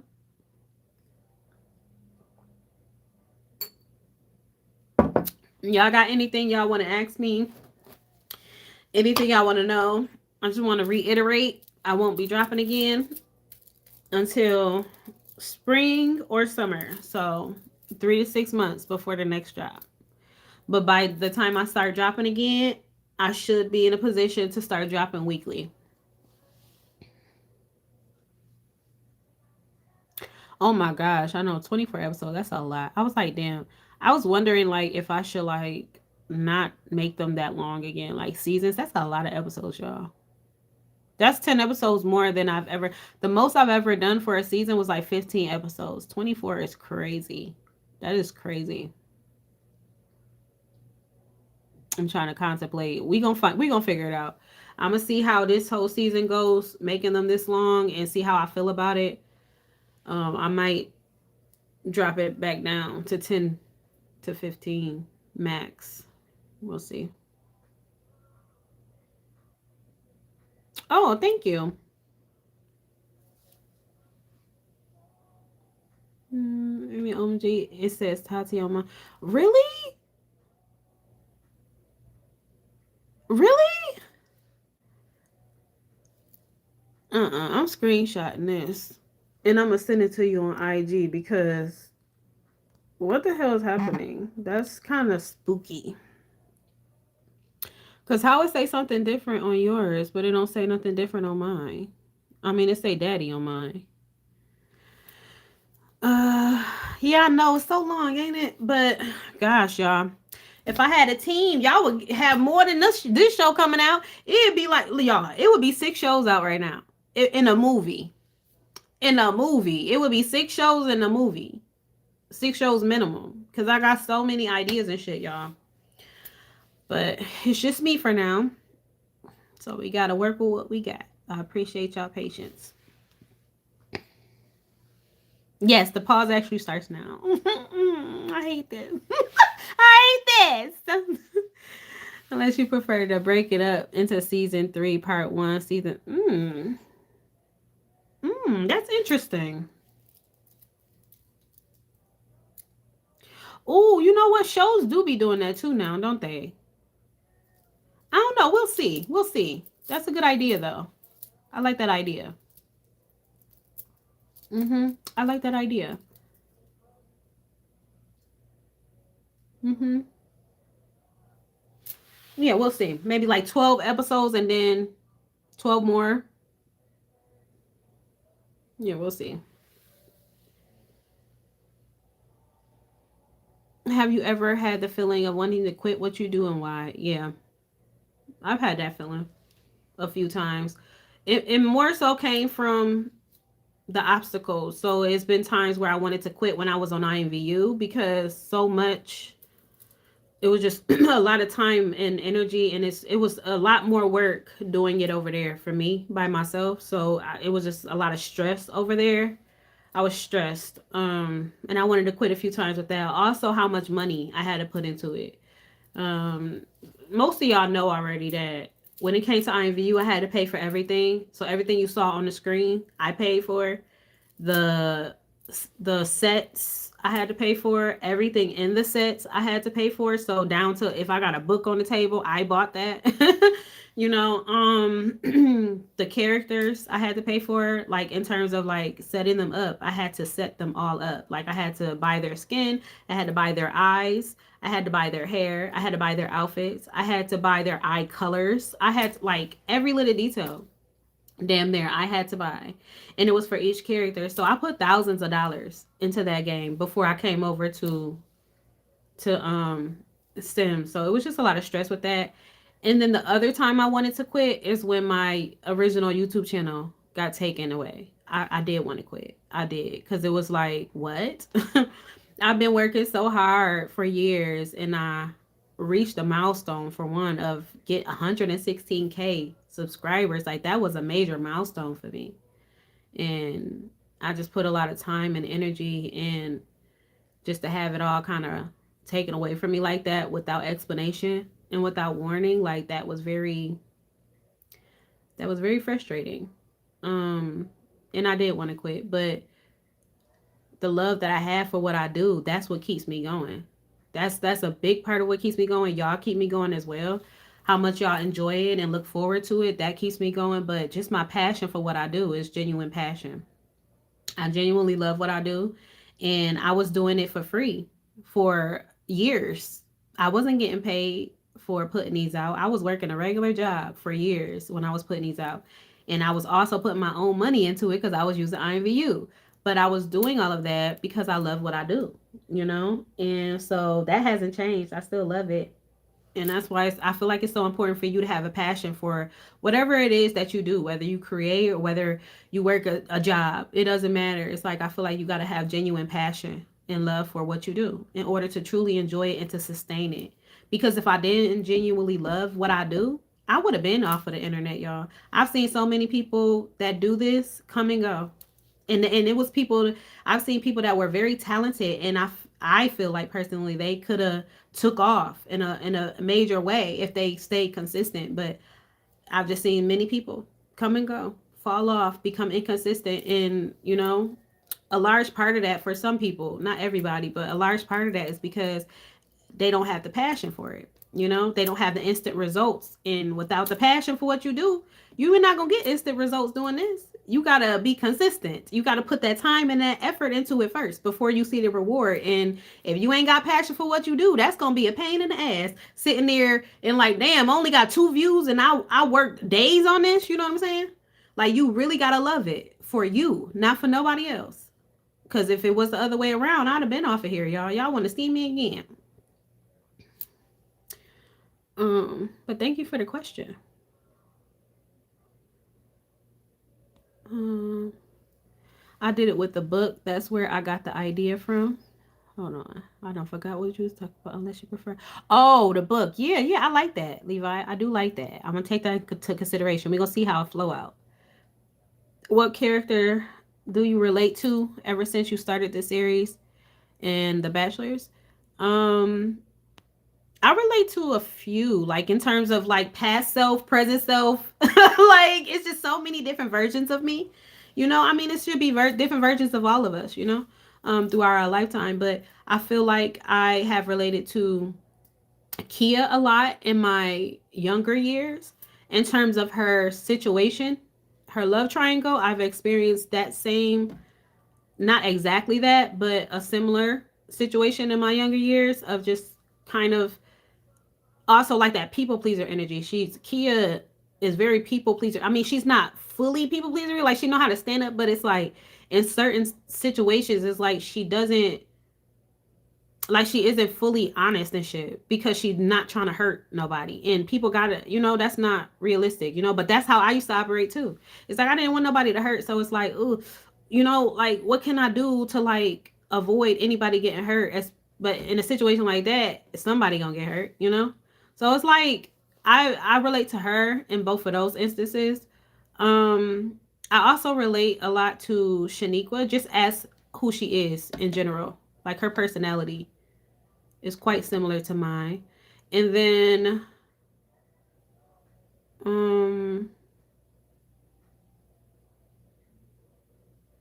I feel like I've also related to Brenda in my younger years. I related to her a lot in terms of not her boldness. Now Brenda's super bold, but in terms of like how she views herself. I could relate to Brenda then in terms of that. So I'll probably have to say those three the most. Um that's me creating a choreography. I get inspiration and then I'm stuck somewhere and then I give up. You could, girl, it could also be other things because, like, if you got ADHD, like, goddamn, it's kind of hard to be focused and locked in on something or stay consistent with something. Like, if and then you get inspiration for something else and it's like so many different things you want to do. And so it's hard for you to focus on one thing. Like, it could be different contributing factors. But I feel like having like a deep passion for what you do can really help you to overcome stuff like that too. Like kind of help you to focus. I mean, if you got like ADHD and stuff like that, sometimes you need more than that. But you know what I mean. YouTube opts for taking your channel away. Yeah, that was messed up. But I see it now. I mean, I saw it then too, not right away. Right away, I was pissed. Okay, but after some time, after giving myself time to like process everything, and everything in my life is not coincidence. I don't believe in coincidence at all. Like everything in my life is divinely guided, divinely aligned, and I trust it. And so, in that instant, I just trusted it. Like this is purposeful. I don't know what the purpose is yet, but I know that it's purposeful. So I just trusted it and I still trust it. That it happened for a reason, the right reason. And I kind of feel like I got a clean slate now because when I first started doing this, it was just for fun. And, I didn't expect it to blow up. I didn't expect to get as much traction to my work as I got. It was literally just, I always wrote. And I was like, damn, I got a idea of a story I want to write. But I also want to share it. Like for the first time, I wanted to share it. And I didn't know how I could share it. I'm like, how can I share this? Like if I write it, I'm not writing a book. I'm not in a position to write a book. So how can I share it? And then I was like, at the time I was playing IMVU. And I was like, you know what? I wonder if I could like use this somehow. And then I started looking into it. And I was like, oh my God, I could share it like this. And it was literally just, I wasn't thinking about how many people gonna see this, how many likes I'm gonna get, how many subscribers. I literally just started posting. I was just like, oh, I like this, I'm gonna post it. And I posted it and I just stayed consistent and it was just genuinely for my love for it. And yeah, I didn't expect for it to take off like this. So in the beginning I wasn't as like um conscious, of like blurring stuff out and being more discreet. Like I didn't really have many boundaries with that stuff then. And as more time went on, YouTube became more and more strict. And it's like a lot of things from the past started to hit my ass later down the line. You know, I started getting strikes on old shit, and it was just a lot I dealt with that channel. So I feel like now having this one and being able to like re-edit everything and put it up, you know, in a way that's not gonna get me fucked up. It's kind of like a clean slate now over here. So maybe that was the purpose. I don't know. I'm not sure yet, but I trust it.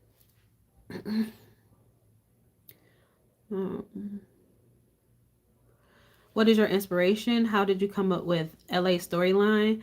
My inspiration is people. Yeah, I people watch. Now I don't people watch on purpose. Like I'm not a fucking creep. Okay, I'm not fucking watching my neighbors with binoculars. Okay, but I do people. I just observe people, and I've always been like that. Like as a kid, I've always observed people. You know, I've always been very quiet and just observant. And being so quiet makes you invisible too. So that's another kind of plus of being able to just kind of scope the room and stuff. And then when people don't know that you're watching them, you know, it's like you can really see how people switch up and how they treat certain people, like, or at least me, you know. And I think, you know, personal stuff I've gone through in my life, and also watching other people, is like I just became intrigued by, I don't know, psychology or just the human mind and just how humans are, you know? I don't know. That inspires me, just life. Because art really is life. But my experiences inspire me. Other people's experiences inspire me. I just try to make stuff that can be relatable to all different types of people. And that's why I be diverse with it, you know? Like my content is more geared toward the Black community because that's my community, you know? And I feel like we don't get a lot of representation, you know? At least not in any positive ways, like a lot of positive ways. So, you know, it's more geared toward the Black community, but it's also, you know, I still include diversity, and I like to touch on different topics that are relatable, you know, or I try. Yes, I have some exaggerated stuff because it's still entertainment, you know, but I still like to touch on stuff that like wide range of people can relate to. And I've been expanding my mind even more too in terms of different cultures and stuff like that. Like, I don't know, I just like to be inclusive. But yeah, that's what inspires me, just life. Um that's me with writing. I have a big passion for it, but my depression makes it hard to get it done at times. I understand that too. I do. I definitely understand that. I love you and your videos. Oh, I love you too. I can rewatch them and have the same enjoyment of doing so. Don't give up. You have people like me watching, and if you do internships, I would love to be a part of your work. Oh, you're so sweet. I don't do internships, but I mean, you can apply. I'm always accepting applications. A bunch of people have already applied over the months, and I just haven't checked it right away. I will be checking them when I do another casting call, because I got to do that. Takes a lot of time too, listening to auditions and organizing them and stuff. So right now I'm just focusing on getting this season done and finished and everything. But when it comes back around for my next project, I will be casting again. And it, you know, if you audition now, it'll still be in my email, and I'll just be checking all of the auditions that are in there when it's time for me to cast for that. But I appreciate you. If you could talk face to face to your younger self, what would you say to her about your upcoming in life? Aw. You know, this is so interesting that you asked me that, because it's so much that my younger self says to me that helps me today through stuff. Like, it's like my younger self inspires me, but I don't really ever really think about what I would say to my younger self. I guess what I would say, I would probably tell her that it's okay to be yourself. But then at the same time, I I don't know, you know, it's like it's hard to like answer that. I'm just such a deep thinker, because it's like if I did tell her that then, and if I was myself back then, I probably wouldn't have, because it was like a form of survival, y'all. Me not being myself was a form of survival. So I probably wouldn't tell her that, because that helped her. That helped her to survive. I don't know. I guess I would just tell her how beautiful she is. I would just I would try to uplift her as much as I could to help her to see herself as I see her now, if that makes sense.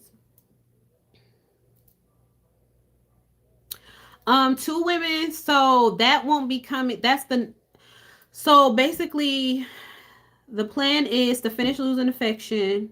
Then the next project will be a movie. And then the next project after the movie would be two women. And then it will probably, well, I don't know. I'll stop there. I won't say probably nothing. We're going to have to figure that out later. But because I have other projects I want to work on too. But I'm like, maybe I should just focus on two at a time. Like, I don't want to do too many at one time because I'm just one person. And then if I start adding more, projects, then it would be a longer wait for, another season of Losing Affection and another season of Two Women, because I can only do one at a time. So I think I'm gonna just focus on two. But I have so many ideas, y'all. So many ideas. I just want to get them out. But yeah, Two Women is after the movie.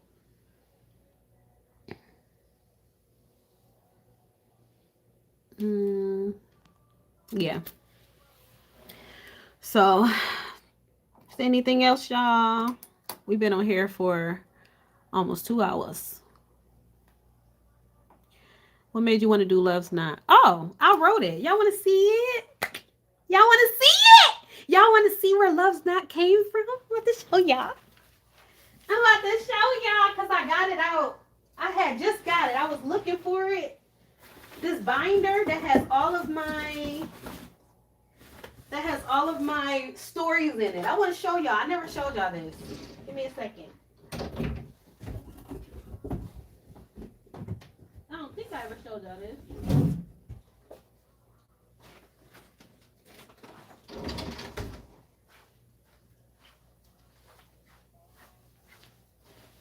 Okay. So y'all, I don't think I ever shared this with y'all, but I told y'all a million times that I've always been a writer since I was a kid. I started writing stories when I was a kid, and I have them all right here. I still have them. And I always say, too, I hold on to everything. So if you ever got something like a family heirloom or something and you want to hold on to it, but you're not good at I'm the perfect person. I still have birthday cards from when I was 3. Like, I hold on to everything, y'all. But, yeah, so this is the binder. Hold on. This is the binder with all of my stories in it.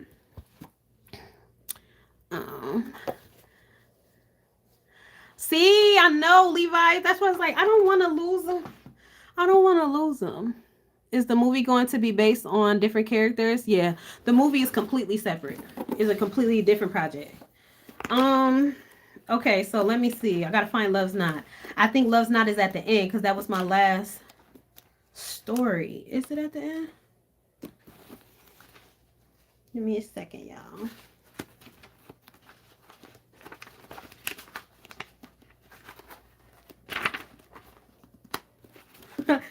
I got so many stories.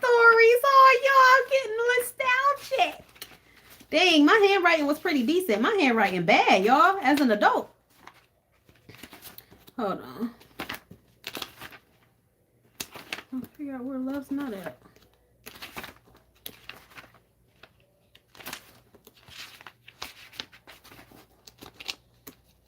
And I used like the back of my homework and stuff. The backs of my homework for the stories.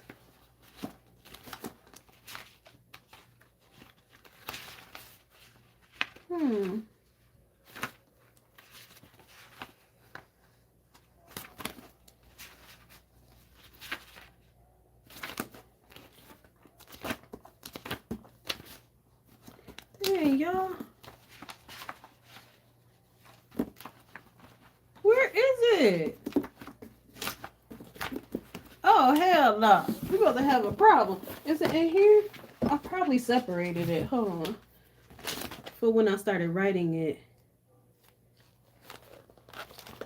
I drew this too, y'all. I drew this. It's a baby. It was for a movie I was trying to write so long ago. And I was trying to... Oh, here it go. Here it go. Oh, y'all. Let me show y'all. Now, Love's not. I added like extra stuff to make it, to make it a movie length. But this is the original, and you can see that. What's the date? 10/27/2010. You can see the date. I mean, it's backwards, but you can see it. 10/27/2010. That's when I wrote this, y'all. Y'all can see it. Love's not. Oh, look at that. This was the first script, y'all. Look at the pictures. You see? Can y'all see it? Y'all see Mike? You see him blocking her? Making her lay in the bed? Hold on, let me read what y'all saying real quick.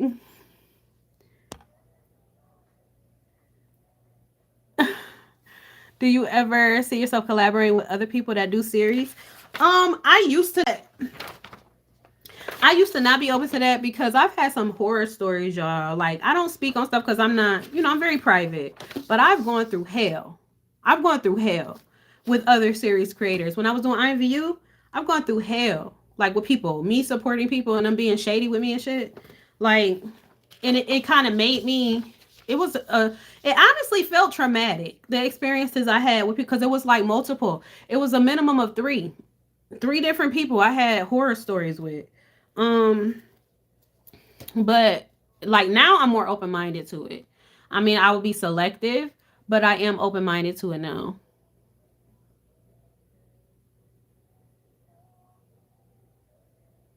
Oh yeah, yes, I play Kia Mila.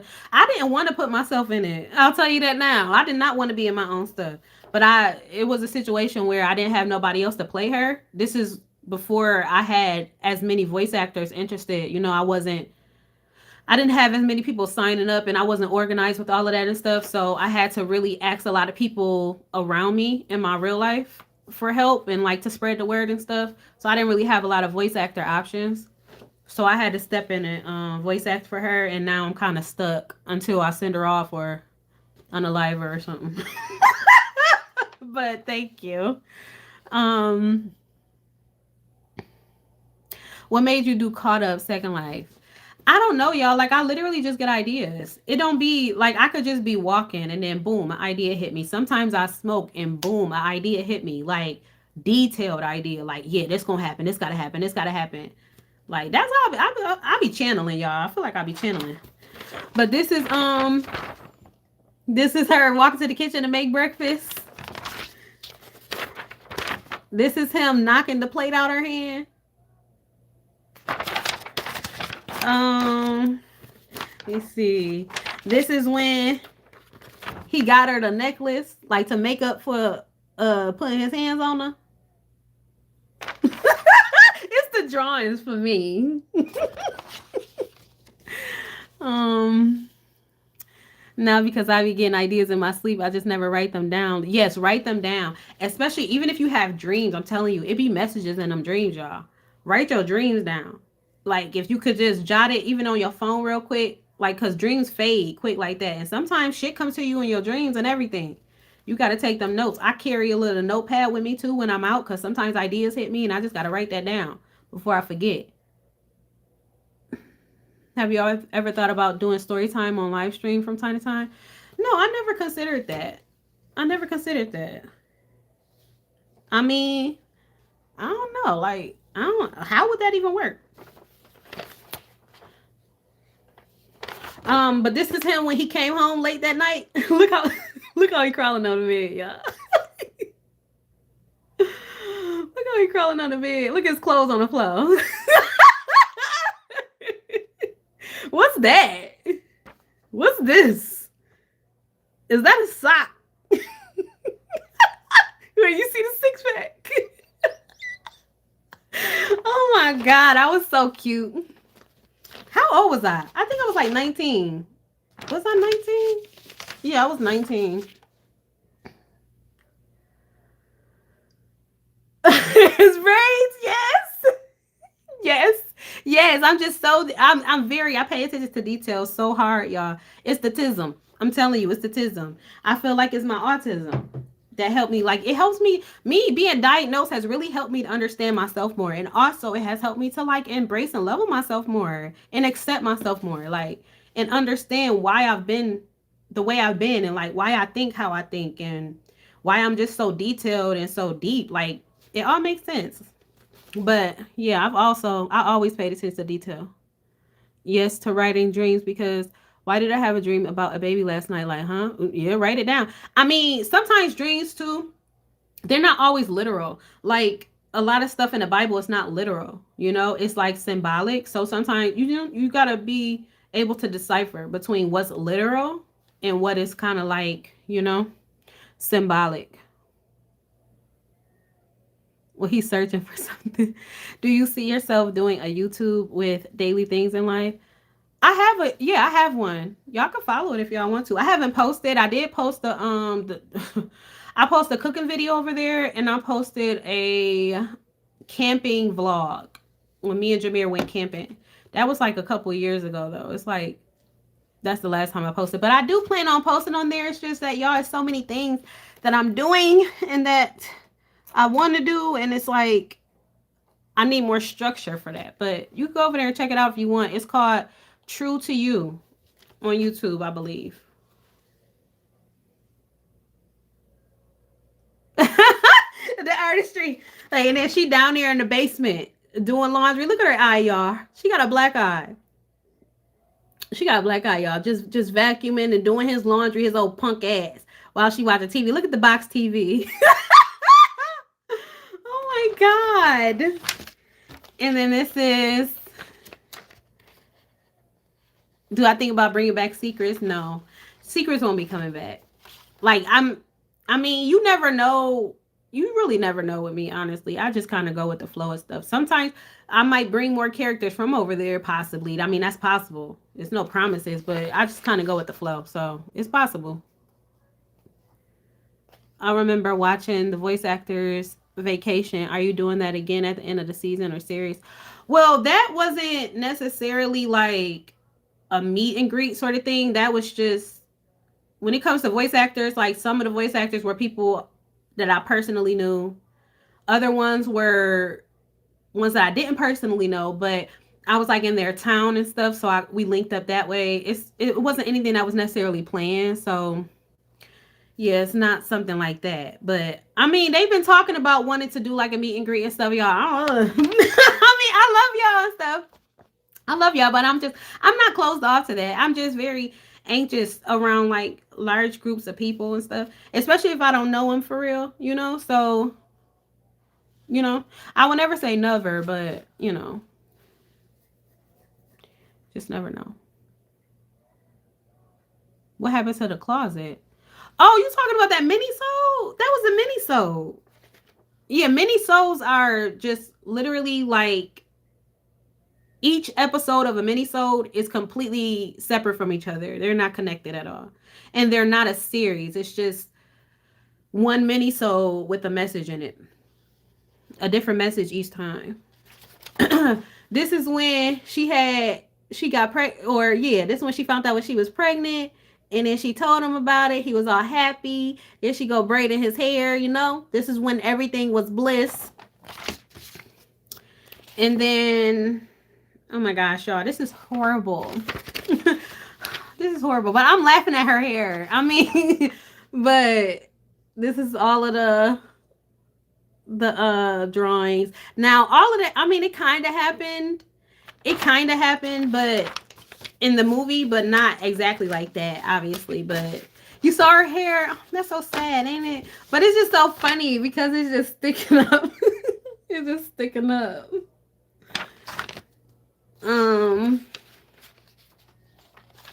This is when, I think this is when he had left, or she was planning on leaving him, I think. I don't know. But this is when she saw them through the keyhole, him and Diamond. What did I name her here? I don't think I named her. Naima's name in the original Love's Knot was Melinda. And then Diamond's name, oh, she didn't even have a name. In the original, They weren't even friends. They didn't even know each other. She was just somebody that he cheated on her with. So me making them friends was like an add-on thing that I did when I started writing for the movie. Well, this is when she look at this, y'all. Look at this pew pew. But this is when she snitched on his ass. Look at the cop. Look at the cop. Look at his pew pew, y'all. And look at her right there watching on the phone snitching.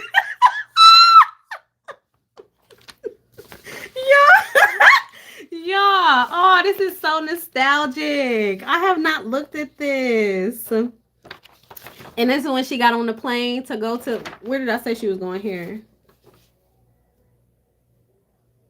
Oh, she was going to California here too, yeah. That's when she was going to California. This is when she got her apartment, the keys to her apartment.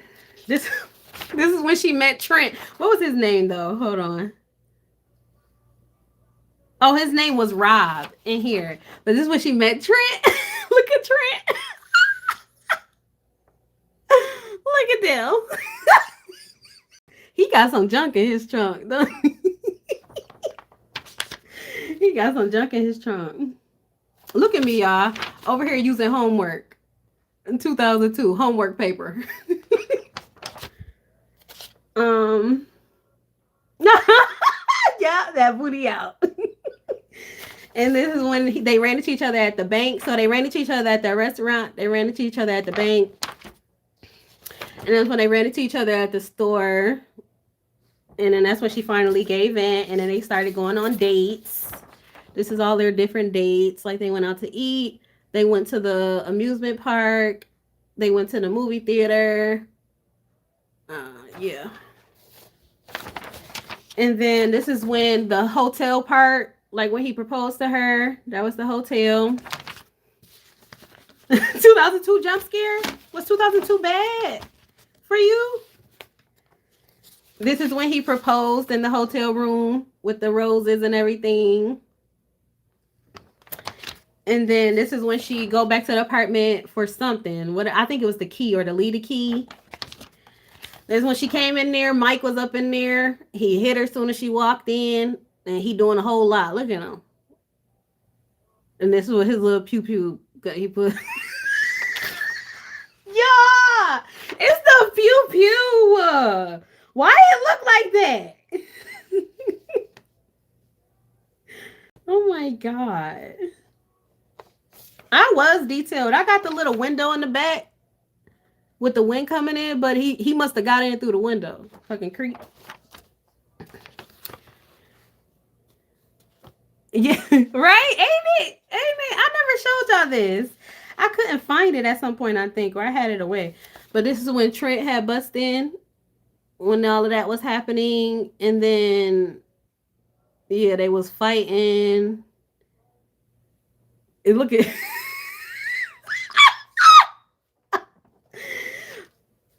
And this is when Trent had got, he had got hit. And then this is Mike.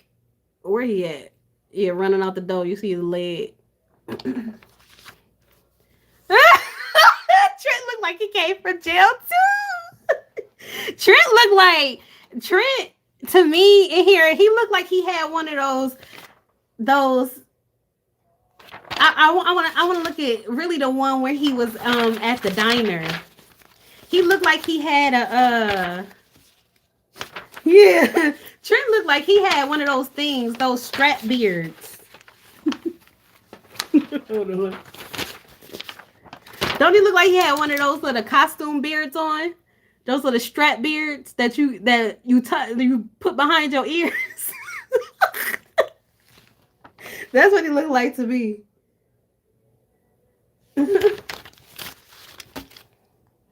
This reminds me of a time I came up with a museum story by looking at a toy diamond. See, if you could come up with a story like that just from looking at a toy diamond, that is a gift. Not everybody could do that. Not everybody can do that. Yeah. How long it took you to make them till the end? Oh, right here. I just wrote a little thing here. Like I did a little update here, but then this is when they got married. and she was pregnant, and this is when they had the baby, and that's how I ended it with them having Angel. I didn't show nothing about Naima's family or nothing like that in the original. She didn't get kicked out or nothing. She wasn't a teen. This is the original didn't show her childhood. The original was just it was straight into their relationship. So her as an adult. I came up with the whole childhood part and how she met Mike. I came up with all of that. And then I came up with all of the drama with Remus and all of that. I added all of that later. Excuse me. Do you have pictures of you writing bachelor's? No, those no. I did. Love's Not was the last. Love's Not was the last story I wrote before I started actually. It's the last story I wrote down on paper. Everything else that y'all see is like once I started writing, actually making them into movies and shows and stuff.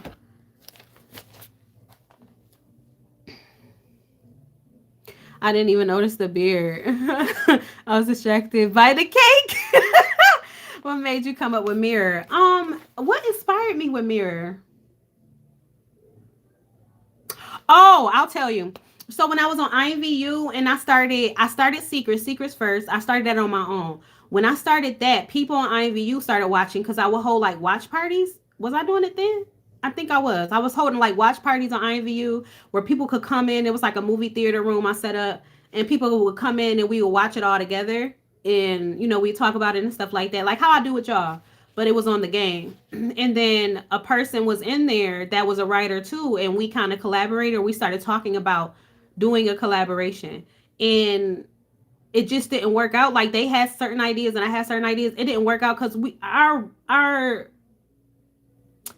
our writing styles was different and like our ideas was very different. But they wanted like some supernatural. They wanted the story to be based around supernatural stuff, but it was based around like I think it was like an empire and royalty and all of that stuff, kind of like Harry Potter-ish. And I like Harry Potter, but that's not my writing. So it just didn't blend good. But them wanting to do that inspired me. We actually did come up with the twins and everything. I believe we did when we talked about that, but it's like they wanted to go in a different direction. So I think we wrote or we talked about the first episode together, and that was it. After that, so it really started from me talking to somebody else that was writing too, and we tried to collaborate, and then yeah, that's where it started. I wish I got the chance to experience the IMV watch party vibes. IMV was so much fun. Yes, it was. It was so fun. I do miss those. Those were so fun. Like when I tell you the room would be packed, it was packed in there. Like it was just so much love. And then the people that were at that time, I was actually working with people on the game with their avatars. So I was casting people that way when I first started. And so I was using other people's avatars. And so that's how we worked together. And so they showed up at the premieres a lot. And then they would bring, their family and stuff on there, and they partners and everything. So it was like filled it up, and they'd be all dressed up because at the end of it, I would do like little photo shoots and I'll post them on my social media, my IMView social media. And yeah, everybody be dressed up. It was like kind of like a suit and tie type of event vibe. Everybody real dressed up all elegantly. It was just really nice. The vibes were so nice. Like I do miss when IMVU was then. Like back then, them 2015, 16. Damn, yeah, 2015, 16, 17. Those 3 years, ooh, IMVU was so fun. So fun, man. Like it was like Sims on steroids back then. Being able to play with other people and stuff. I'm only on iView to put together outfits. I don't even go in chat rooms anymore. Yeah, I heard it's really trash now. I feel like I noticed the change when they came out with mobile. That's when I started to notice the change. I was like, damn, people got they kids on here. It's a whole bunch of kids on here. Like you just saw the difference, the shift. I was like, I gotta get the hell up out of here. And I use my avatars for my story since I can't draw. Yeah, that's what I did too. It's kind of crazy now with the video chat, the voice chat. Oh, they brought that back. So much drama now. Cause I heard that when I first started playing IMVU, which was like 2015, they were talking about how they had voice chat, but then they must have took it away by the time I came on there. So they brought it back. Yeah, Sims on steroids. Because the first thing that made me notice IMVU or even start to play was I was on YouTube. I told the story before. I was on YouTube and a video popped up, and it was like I was like, damn. It was to Beyonce's Party, and I love that song. It was a music video that popped up, but they were animated, and it was like the scenes was they was at a barbecue and they was in a pool and they had their bikinis on. The girls was twerking all fast and they had big booties. And I was like, what is it? At first I was like, is this Sims? But then I was like, no, this can't be Sims because Sims don't got big booties like this. Like they booties is not like this. So I was like, what is this? I had to look into it because I was like, this is so interesting. I looked into it and I was like, oh, I gotta make an account. I gotta get in on this. Because I always been like a Sims player. Since Sims came out on GameCube, oh my goodness. The first Sims. I have been a Sims player since the very first Sims.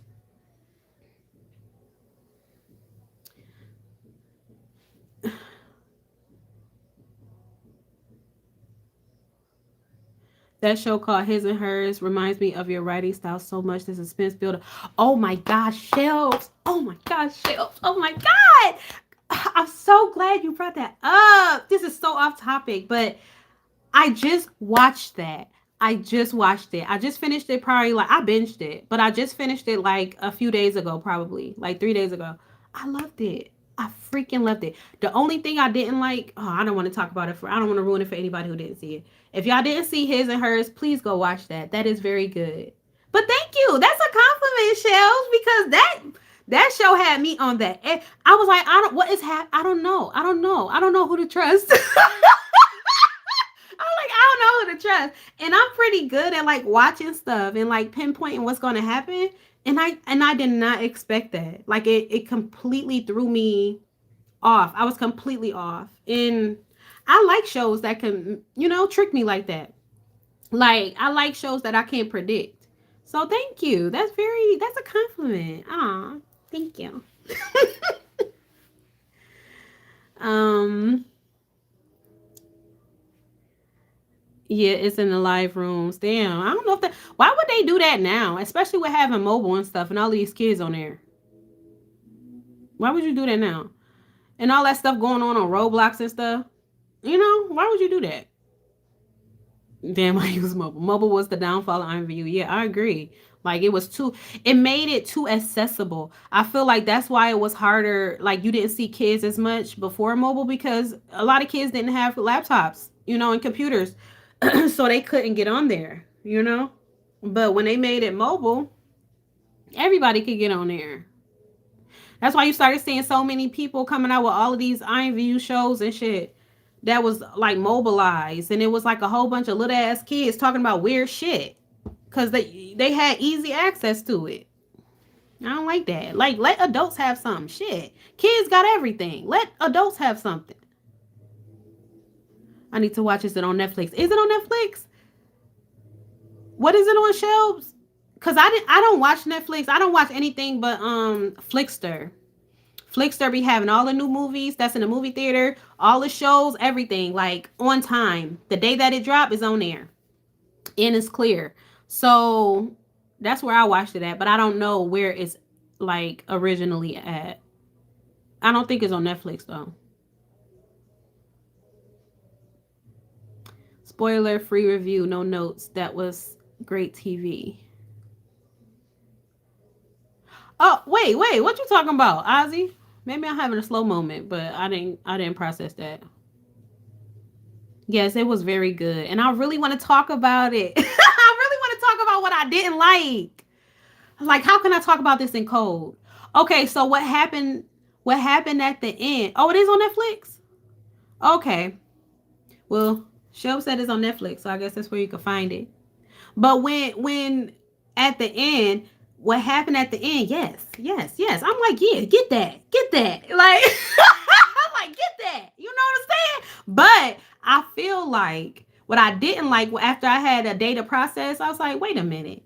I feel like she left some people out. I'll say that. She left some people out. If you know what I'm saying. Let me know if you understand what I'm saying, Shelbs. I don't like that she left some people out. Now I'm gonna just say that. I don't want to spoil it. Um, what made you start playing VU? Okay, yeah, I just explained that. Seeing that music video. Um, yes, the storylines are wild. I mean, I've seen a couple of those IMVU series before coming across yours. Yeah, I was like, what the fuck? What is happening? When that mobile came, I'm like, what is this shit? Like weird ass titles. Like who is interested in it? This is some weird shit. Like it makes me uncomfortable. Why is y'all even writing about this?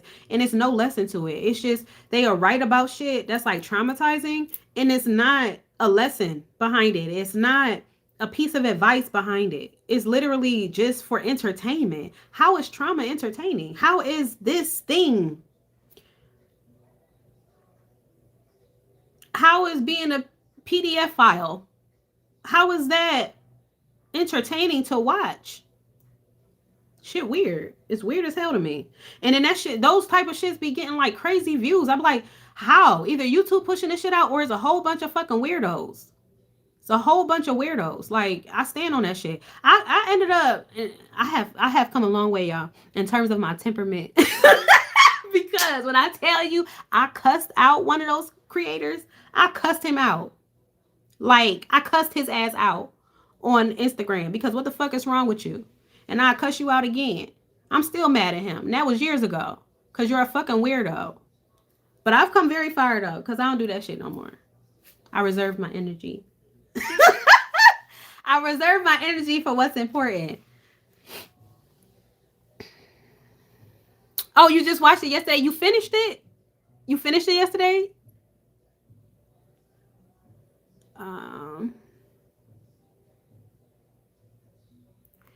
I need to watch it tonight. Yes, watch it, watch it. We're going to have to talk about it, y'all. We got to figure out how to chit chat.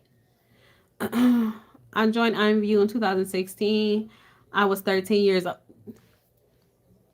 Go to timeout. But I never did anything inappropriate on there. Because it makes me think of this time. I told y'all this before. I feel like maybe I didn't. Maybe I didn't. But I want to tell y'all a quick little story. I'm like, this is why I got trust issues, y'all. Because people be fucking me over, y'all.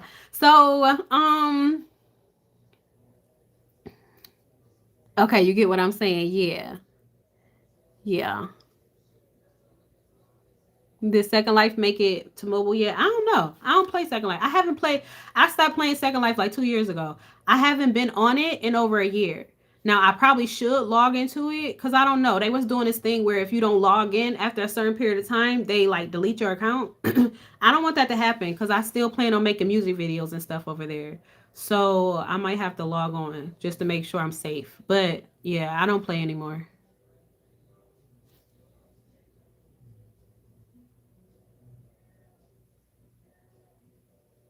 But yeah, so okay, before I lose my train of thought. So yeah, so the story is that when I first went over to Second Life, I went over to Second Life in 2015. I don't know, somewhere. Like after I left IMVU, I went over to Second Life. Or in between, I was playing both, and then I moved fully over to Second Life. But when I first went over there, I was still learning, and people was over there teaching me how to do everything and everything.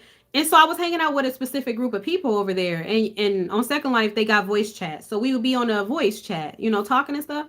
Then I met this girl, and she was new too. I met her because she was trying, her avatar was noob. It was a noob. She was trying to get it together. So she asked me for my help. So I was teaching her what I had learned, so far after playing. I probably was playing for like a month. So I learned, pretty quickly. But I was teaching her, and we never talked on mic or nothing. I was never the type of person to like pressure you to mic up with me. But I was, because I wouldn't mic up with your ass right away either. But it's like she wasn't micing up. I didn't see nothing suspicious about that at first. But I was teaching her how to do stuff in it, it could be very complex over there. You know, it took me some time to catch on, and I catch on pretty quick. But she was catching on so fast, and I'm like, damn, you know, you a quick learner. But she immediately wanted to be a stripper on there. So she went to a strip club and she asked me to go with her, you know, for her to, you know, apply to be a stripper there. And so I just went with her, and she was like, "You want to, you know, ask me if I want to strip too?" I was like, "No, they do weird shit over there, y'all." On SL, like they be it may as well be a real strip club. Okay. When I tell you they be miking up doing weird shit, like they're weird. They be doing weird shit over there. But anyway, so she wanted to do all of that, and I was like, well, you know, do your thing. I wasn't judging you, but I said that's not my thing, you know. So I let her do her thing and everything. She started working at the club and everything, stripping. Then we went to this town, and it was like because you could like rent houses in neighborhoods and shit on there, actually have neighbors. It's so dope, y'all. But we went to this town called Crackden. It sounds so bad. And it really was bad. It was literally the ghetto. Super ghetto. I actually filmed the outside of on Caught Up when Tamika was outside his mom's house. That was the crack den. That was that was that place. So it was really like cracked out. But that place was also very weird because like people would like role play. Like, was a lot of role play in neighborhoods and stuff. And in that particular neighborhood, they would role play like vampires and werewolves and stuff like that. But they also will role play like crimes. Okay, and one of the crimes involves like forcing yourself, you know, on somebody. And so they would have like little pose balls all around the neighborhood, like in certain spots and stuff. And so me and her was just walking through the neighborhood, and we was just like, you know, getting on the pose balls, just trying to see like what they are. We're not getting on them together, but we're just trying different pose balls. Then she gets on one, and I just see her avatar like on the ground and like looking like she's in pain and shit, and like being, you know, fucked up. And I'm like, what is happening? Then she got on the other one, and it, you know, I was able to put the animations together and realize, okay, this is very weird. Like, who will want to role play this? Like, this weird, but whatever. But like, she did all of that. Keep all of this in mind, y'all. So then we, somewhere down the line, we ended up linking up back with the people that I was hanging with, and we're all on mic. We're all talking except for her. And so I'm not the one to pressure you, but they will. Okay, so the people I was with was like, why you never get on mic? And she just was making excuses. Well, my microphone don't work and stuff like that. Then I guess, you know, they let it go, but she kept, I guess it still was on her mind, and she felt like she had to prove herself. So she ended up turning her microphone on, and she said something really quick, and it turned it back off. But I don't remember what she said. Obviously, it was so long ago, but I just remember her having this baby voice. Now, I had a baby voice too. Even as a young adult, I had a baby voice. I probably do kind of still have a softer voice, but she sounded like a baby, a kid. Like, she sounded like she was like 10, y'all. I was like, what the fuck? It's like, what? So we all heard it, and then they started kind of grilling her. Like, how old are you? And she was like, I'm 28. I was like, well, you don't sound like you're 28. Eventually, down the line, she ended up admitting that she was like 9 or something like that. Then she started talking about how her mom been gone for days or something. Like, y'all, I was like, what's happening?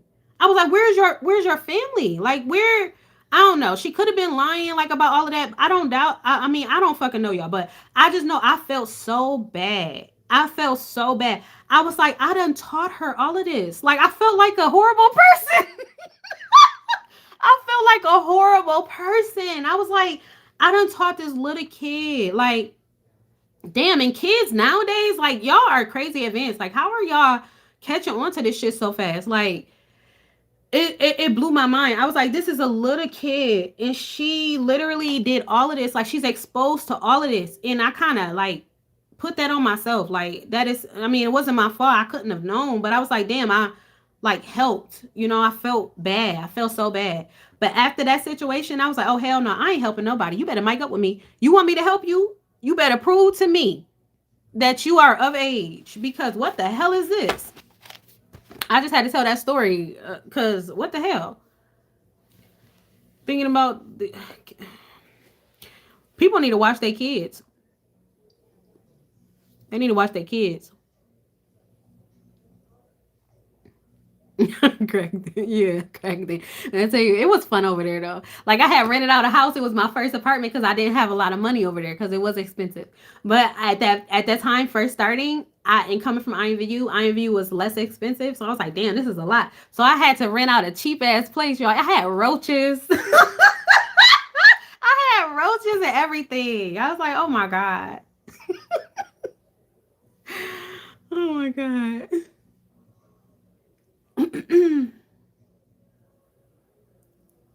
Right. The name itself is self-explanatory.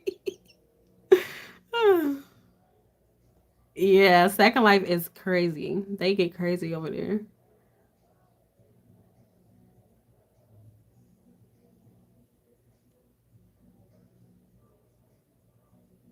Oh my god, Issa. I just saw what you said about the series. Yeah, they weird. They be doing weird shit. Like it don't be no thought put into it. No type of like it just be like I just want people like maybe it be people trying to express their own traumas through, but I don't fucking know. I need to stop trying to figure people out. A 9-year old in an adult game wanting to be a stripper is beyond insane. Yes. Like, what were you exposed to? Like, for you to immediately want to go there. And that's why I believed her when she said her mom been gone for like 3 days or something. Or like 2 days, whatever she said. She said her mama was gone. And I don't mean like gone, like I just went to the store real quick. She said it like she was gone for an extended period of time. And I believe it, because what the hell? Yeah, I know, Shelves. I know now, but then I was oh my god, I felt so bad. And I wouldn't doubt if I probably cried about it. I ain't gonna lie, y'all. I'm so sensitive and like empathetic. Like I probably cried about it. I was like, oh my god. Oh my god. What have I done? But yeah. Did you experience kids wanting to hold on? Kids wanting to be in your series on what I view? No, I didn't experience no kids. I mean, I don't fucking know. I view honestly because we couldn't voice or nothing on there, so it probably was kids. But Second Life, no. Second Life, I never even worked with nobody unless it was people I knew. But no. Now, as far as voice acting now, yes, kids still apply. Till this day, kids still apply. And you could tell when they a kid, when I say, what's your age? They say something that ain't got shit to do with age. Like, they'll put the date. Like, why are you putting the date under your age? How old are you? Or like if I've seen somebody apply too and I could tell that was a kid. Oh goodness gracious. Like when I asked like um why do you want to either why do I think it was I think I just added that though this year. Why you want to voice act for me? But it was somebody that did answer that and was like, I don't know. I don't want to work with you. What you mean you don't know? Even if you say because I just want to get some recognition somehow. Like, what you mean you don't know? GTA is what a lot of people play now. They be on live on TikTok playing. It looks fun. Yeah, I know. It's like it's the role play, GTA role play. When I was playing Second Life, people was trying to get me to go over there. I just never. I downloaded it and everything. I have it on my computer. I just never opened it because I don't know. I don't know. That just made me anxious because I mean I be anxious on GTA regular GTA and motherfuckers be trying to make me get in their car and shit. It was a time I was playing GTA and somebody pulled up and was like blowing their horn at me and following me down the street. And I was like, oh dang, I think, I was getting nervous. I was like, they probably gonna pew pew me. And I was like, then they want me to get in the car. So I got in the car and I was like, they started flying and shit in the car. And I was like, oh, it's kind of cool. And I was like, damn, I'm ready to get out though. I'm ready to get out. I was like, but if I get out, I feel like they gonna get mad. And sure enough, I got out and they got mad. They blasted my ass. When I tell you they was hunting me down. I was like, I don't want to deal with this.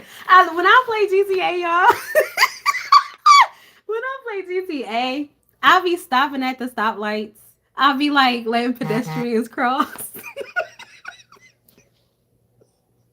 I don't play like them. I'm not like ruthless like that. I'll get like that on Call of Duty. Yeah, I'm in there on Call of Duty, but GTA, I just want to ride around and get it. People be on my ass. So when I think about GTA roleplay, it's like it just give me like it's not as private. It's like because Second Life you can be private, like you get your own land and like put borders up so people can't come in your land and stuff. And that's what I always did. I was just very private. I don't know. I don't want to play with everybody.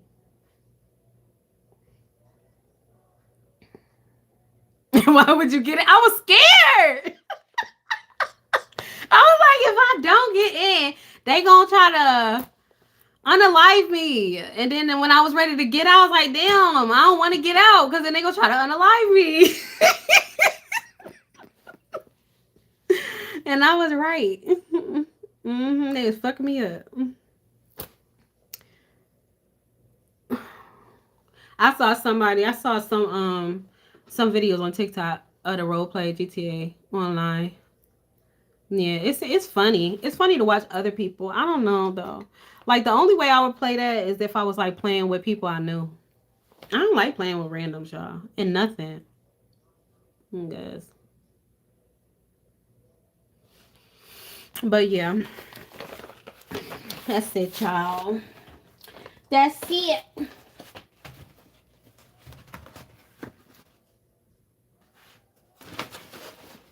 I showed y'all my paper dolls before, didn't I? Oh, yeah. I'm just so, this is so nostalgic. Yeah, I showed y'all my paper dolls before. But, yeah, that's all I got, y'all. We've been on here for 2.5 hours. I really enjoy talking to y'all. I gotta chat with y'all more. Would y'all like me to like, cause since it's gonna be a long break before is any action on this channel, would y'all, how y'all feel, like what y'all think about like kind of like, I don't know, ever so often me going live, like maybe every I don't know, maybe every 2 weeks to do like a check-in. I don't know, every week, every 2 weeks, every month. I don't know. What y'all think of that though? Me going live ever so often on here until I start dropping again, just so we can just chit chat and catch up and like just do like little check-ins, you know, mental health check-ins and things, because everything, you know, the world is on fire. And I know, you know, how y'all feel about that?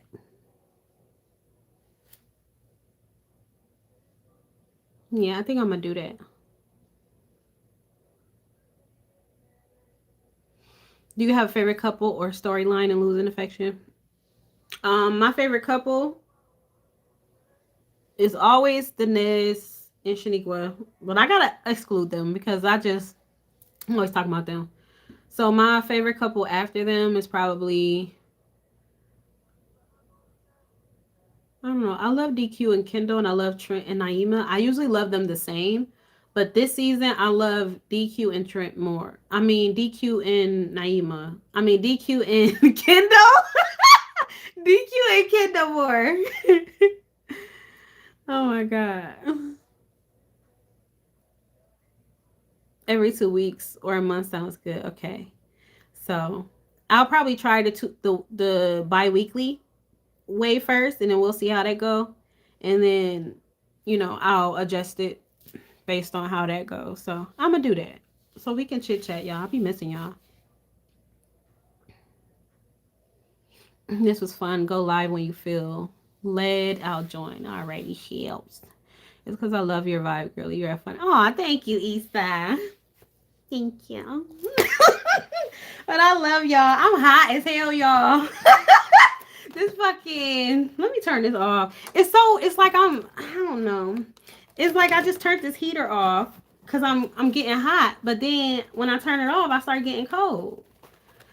So I'm about to get up and go get me something to eat, y'all, because I need to eat something. But I'm gonna do the live. So today, so I'll go live probably again mid-February. Mid-February. I'll go live again. I'll probably post the not probably. I will post a reminder on my community tab. So keep an eye on my community tab, y'all. Turn your notifications on my channel so you'll get them. Make sure y'all liking the videos also. Sharing, subscribing, commenting if you feel guided to. You know, no pressure to comment, but I do love reading your comments. I do read them all, even if I don't like them all. I do read them all, and I appreciate them all. Or maybe you could go live doing a build and decorating. Oh, would y'all like that?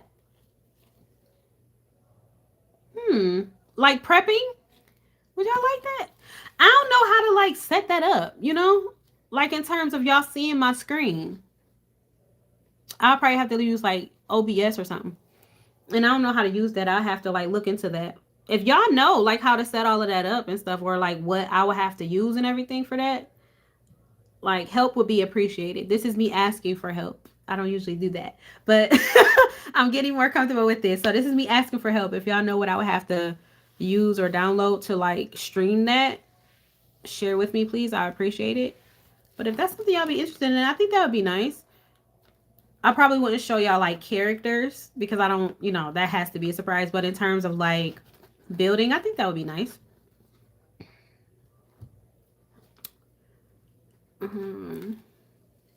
Good night, Shelves. It was good talking with you, girlie. Missed you, El Mucho. Yeah, but y'all let me know if y'all do have like any tips or anything like that for me in regards to streaming it. Hit me up on IG. That's where I would get it quicker. Instagram. Hit me up on Instagram about it. But yeah, I think that's something to consider. But I'll definitely do the lives bi-weekly for now, and then I'll figure out about the building prep thing going live. Okay. Had a nice chit chat with y'all. I love y'all. And I hope y'all have an amazing weekend. Y'all stay safe. Y'all stay warm. Y'all stay hydrated. And y'all stay grounded, okay? I love y'all. And I will talk to y'all in 2 weeks. Yes, listen to some music. I'm listening to some right now. I'm about to go eat, though. But I'll talk to y'all soon. Good night.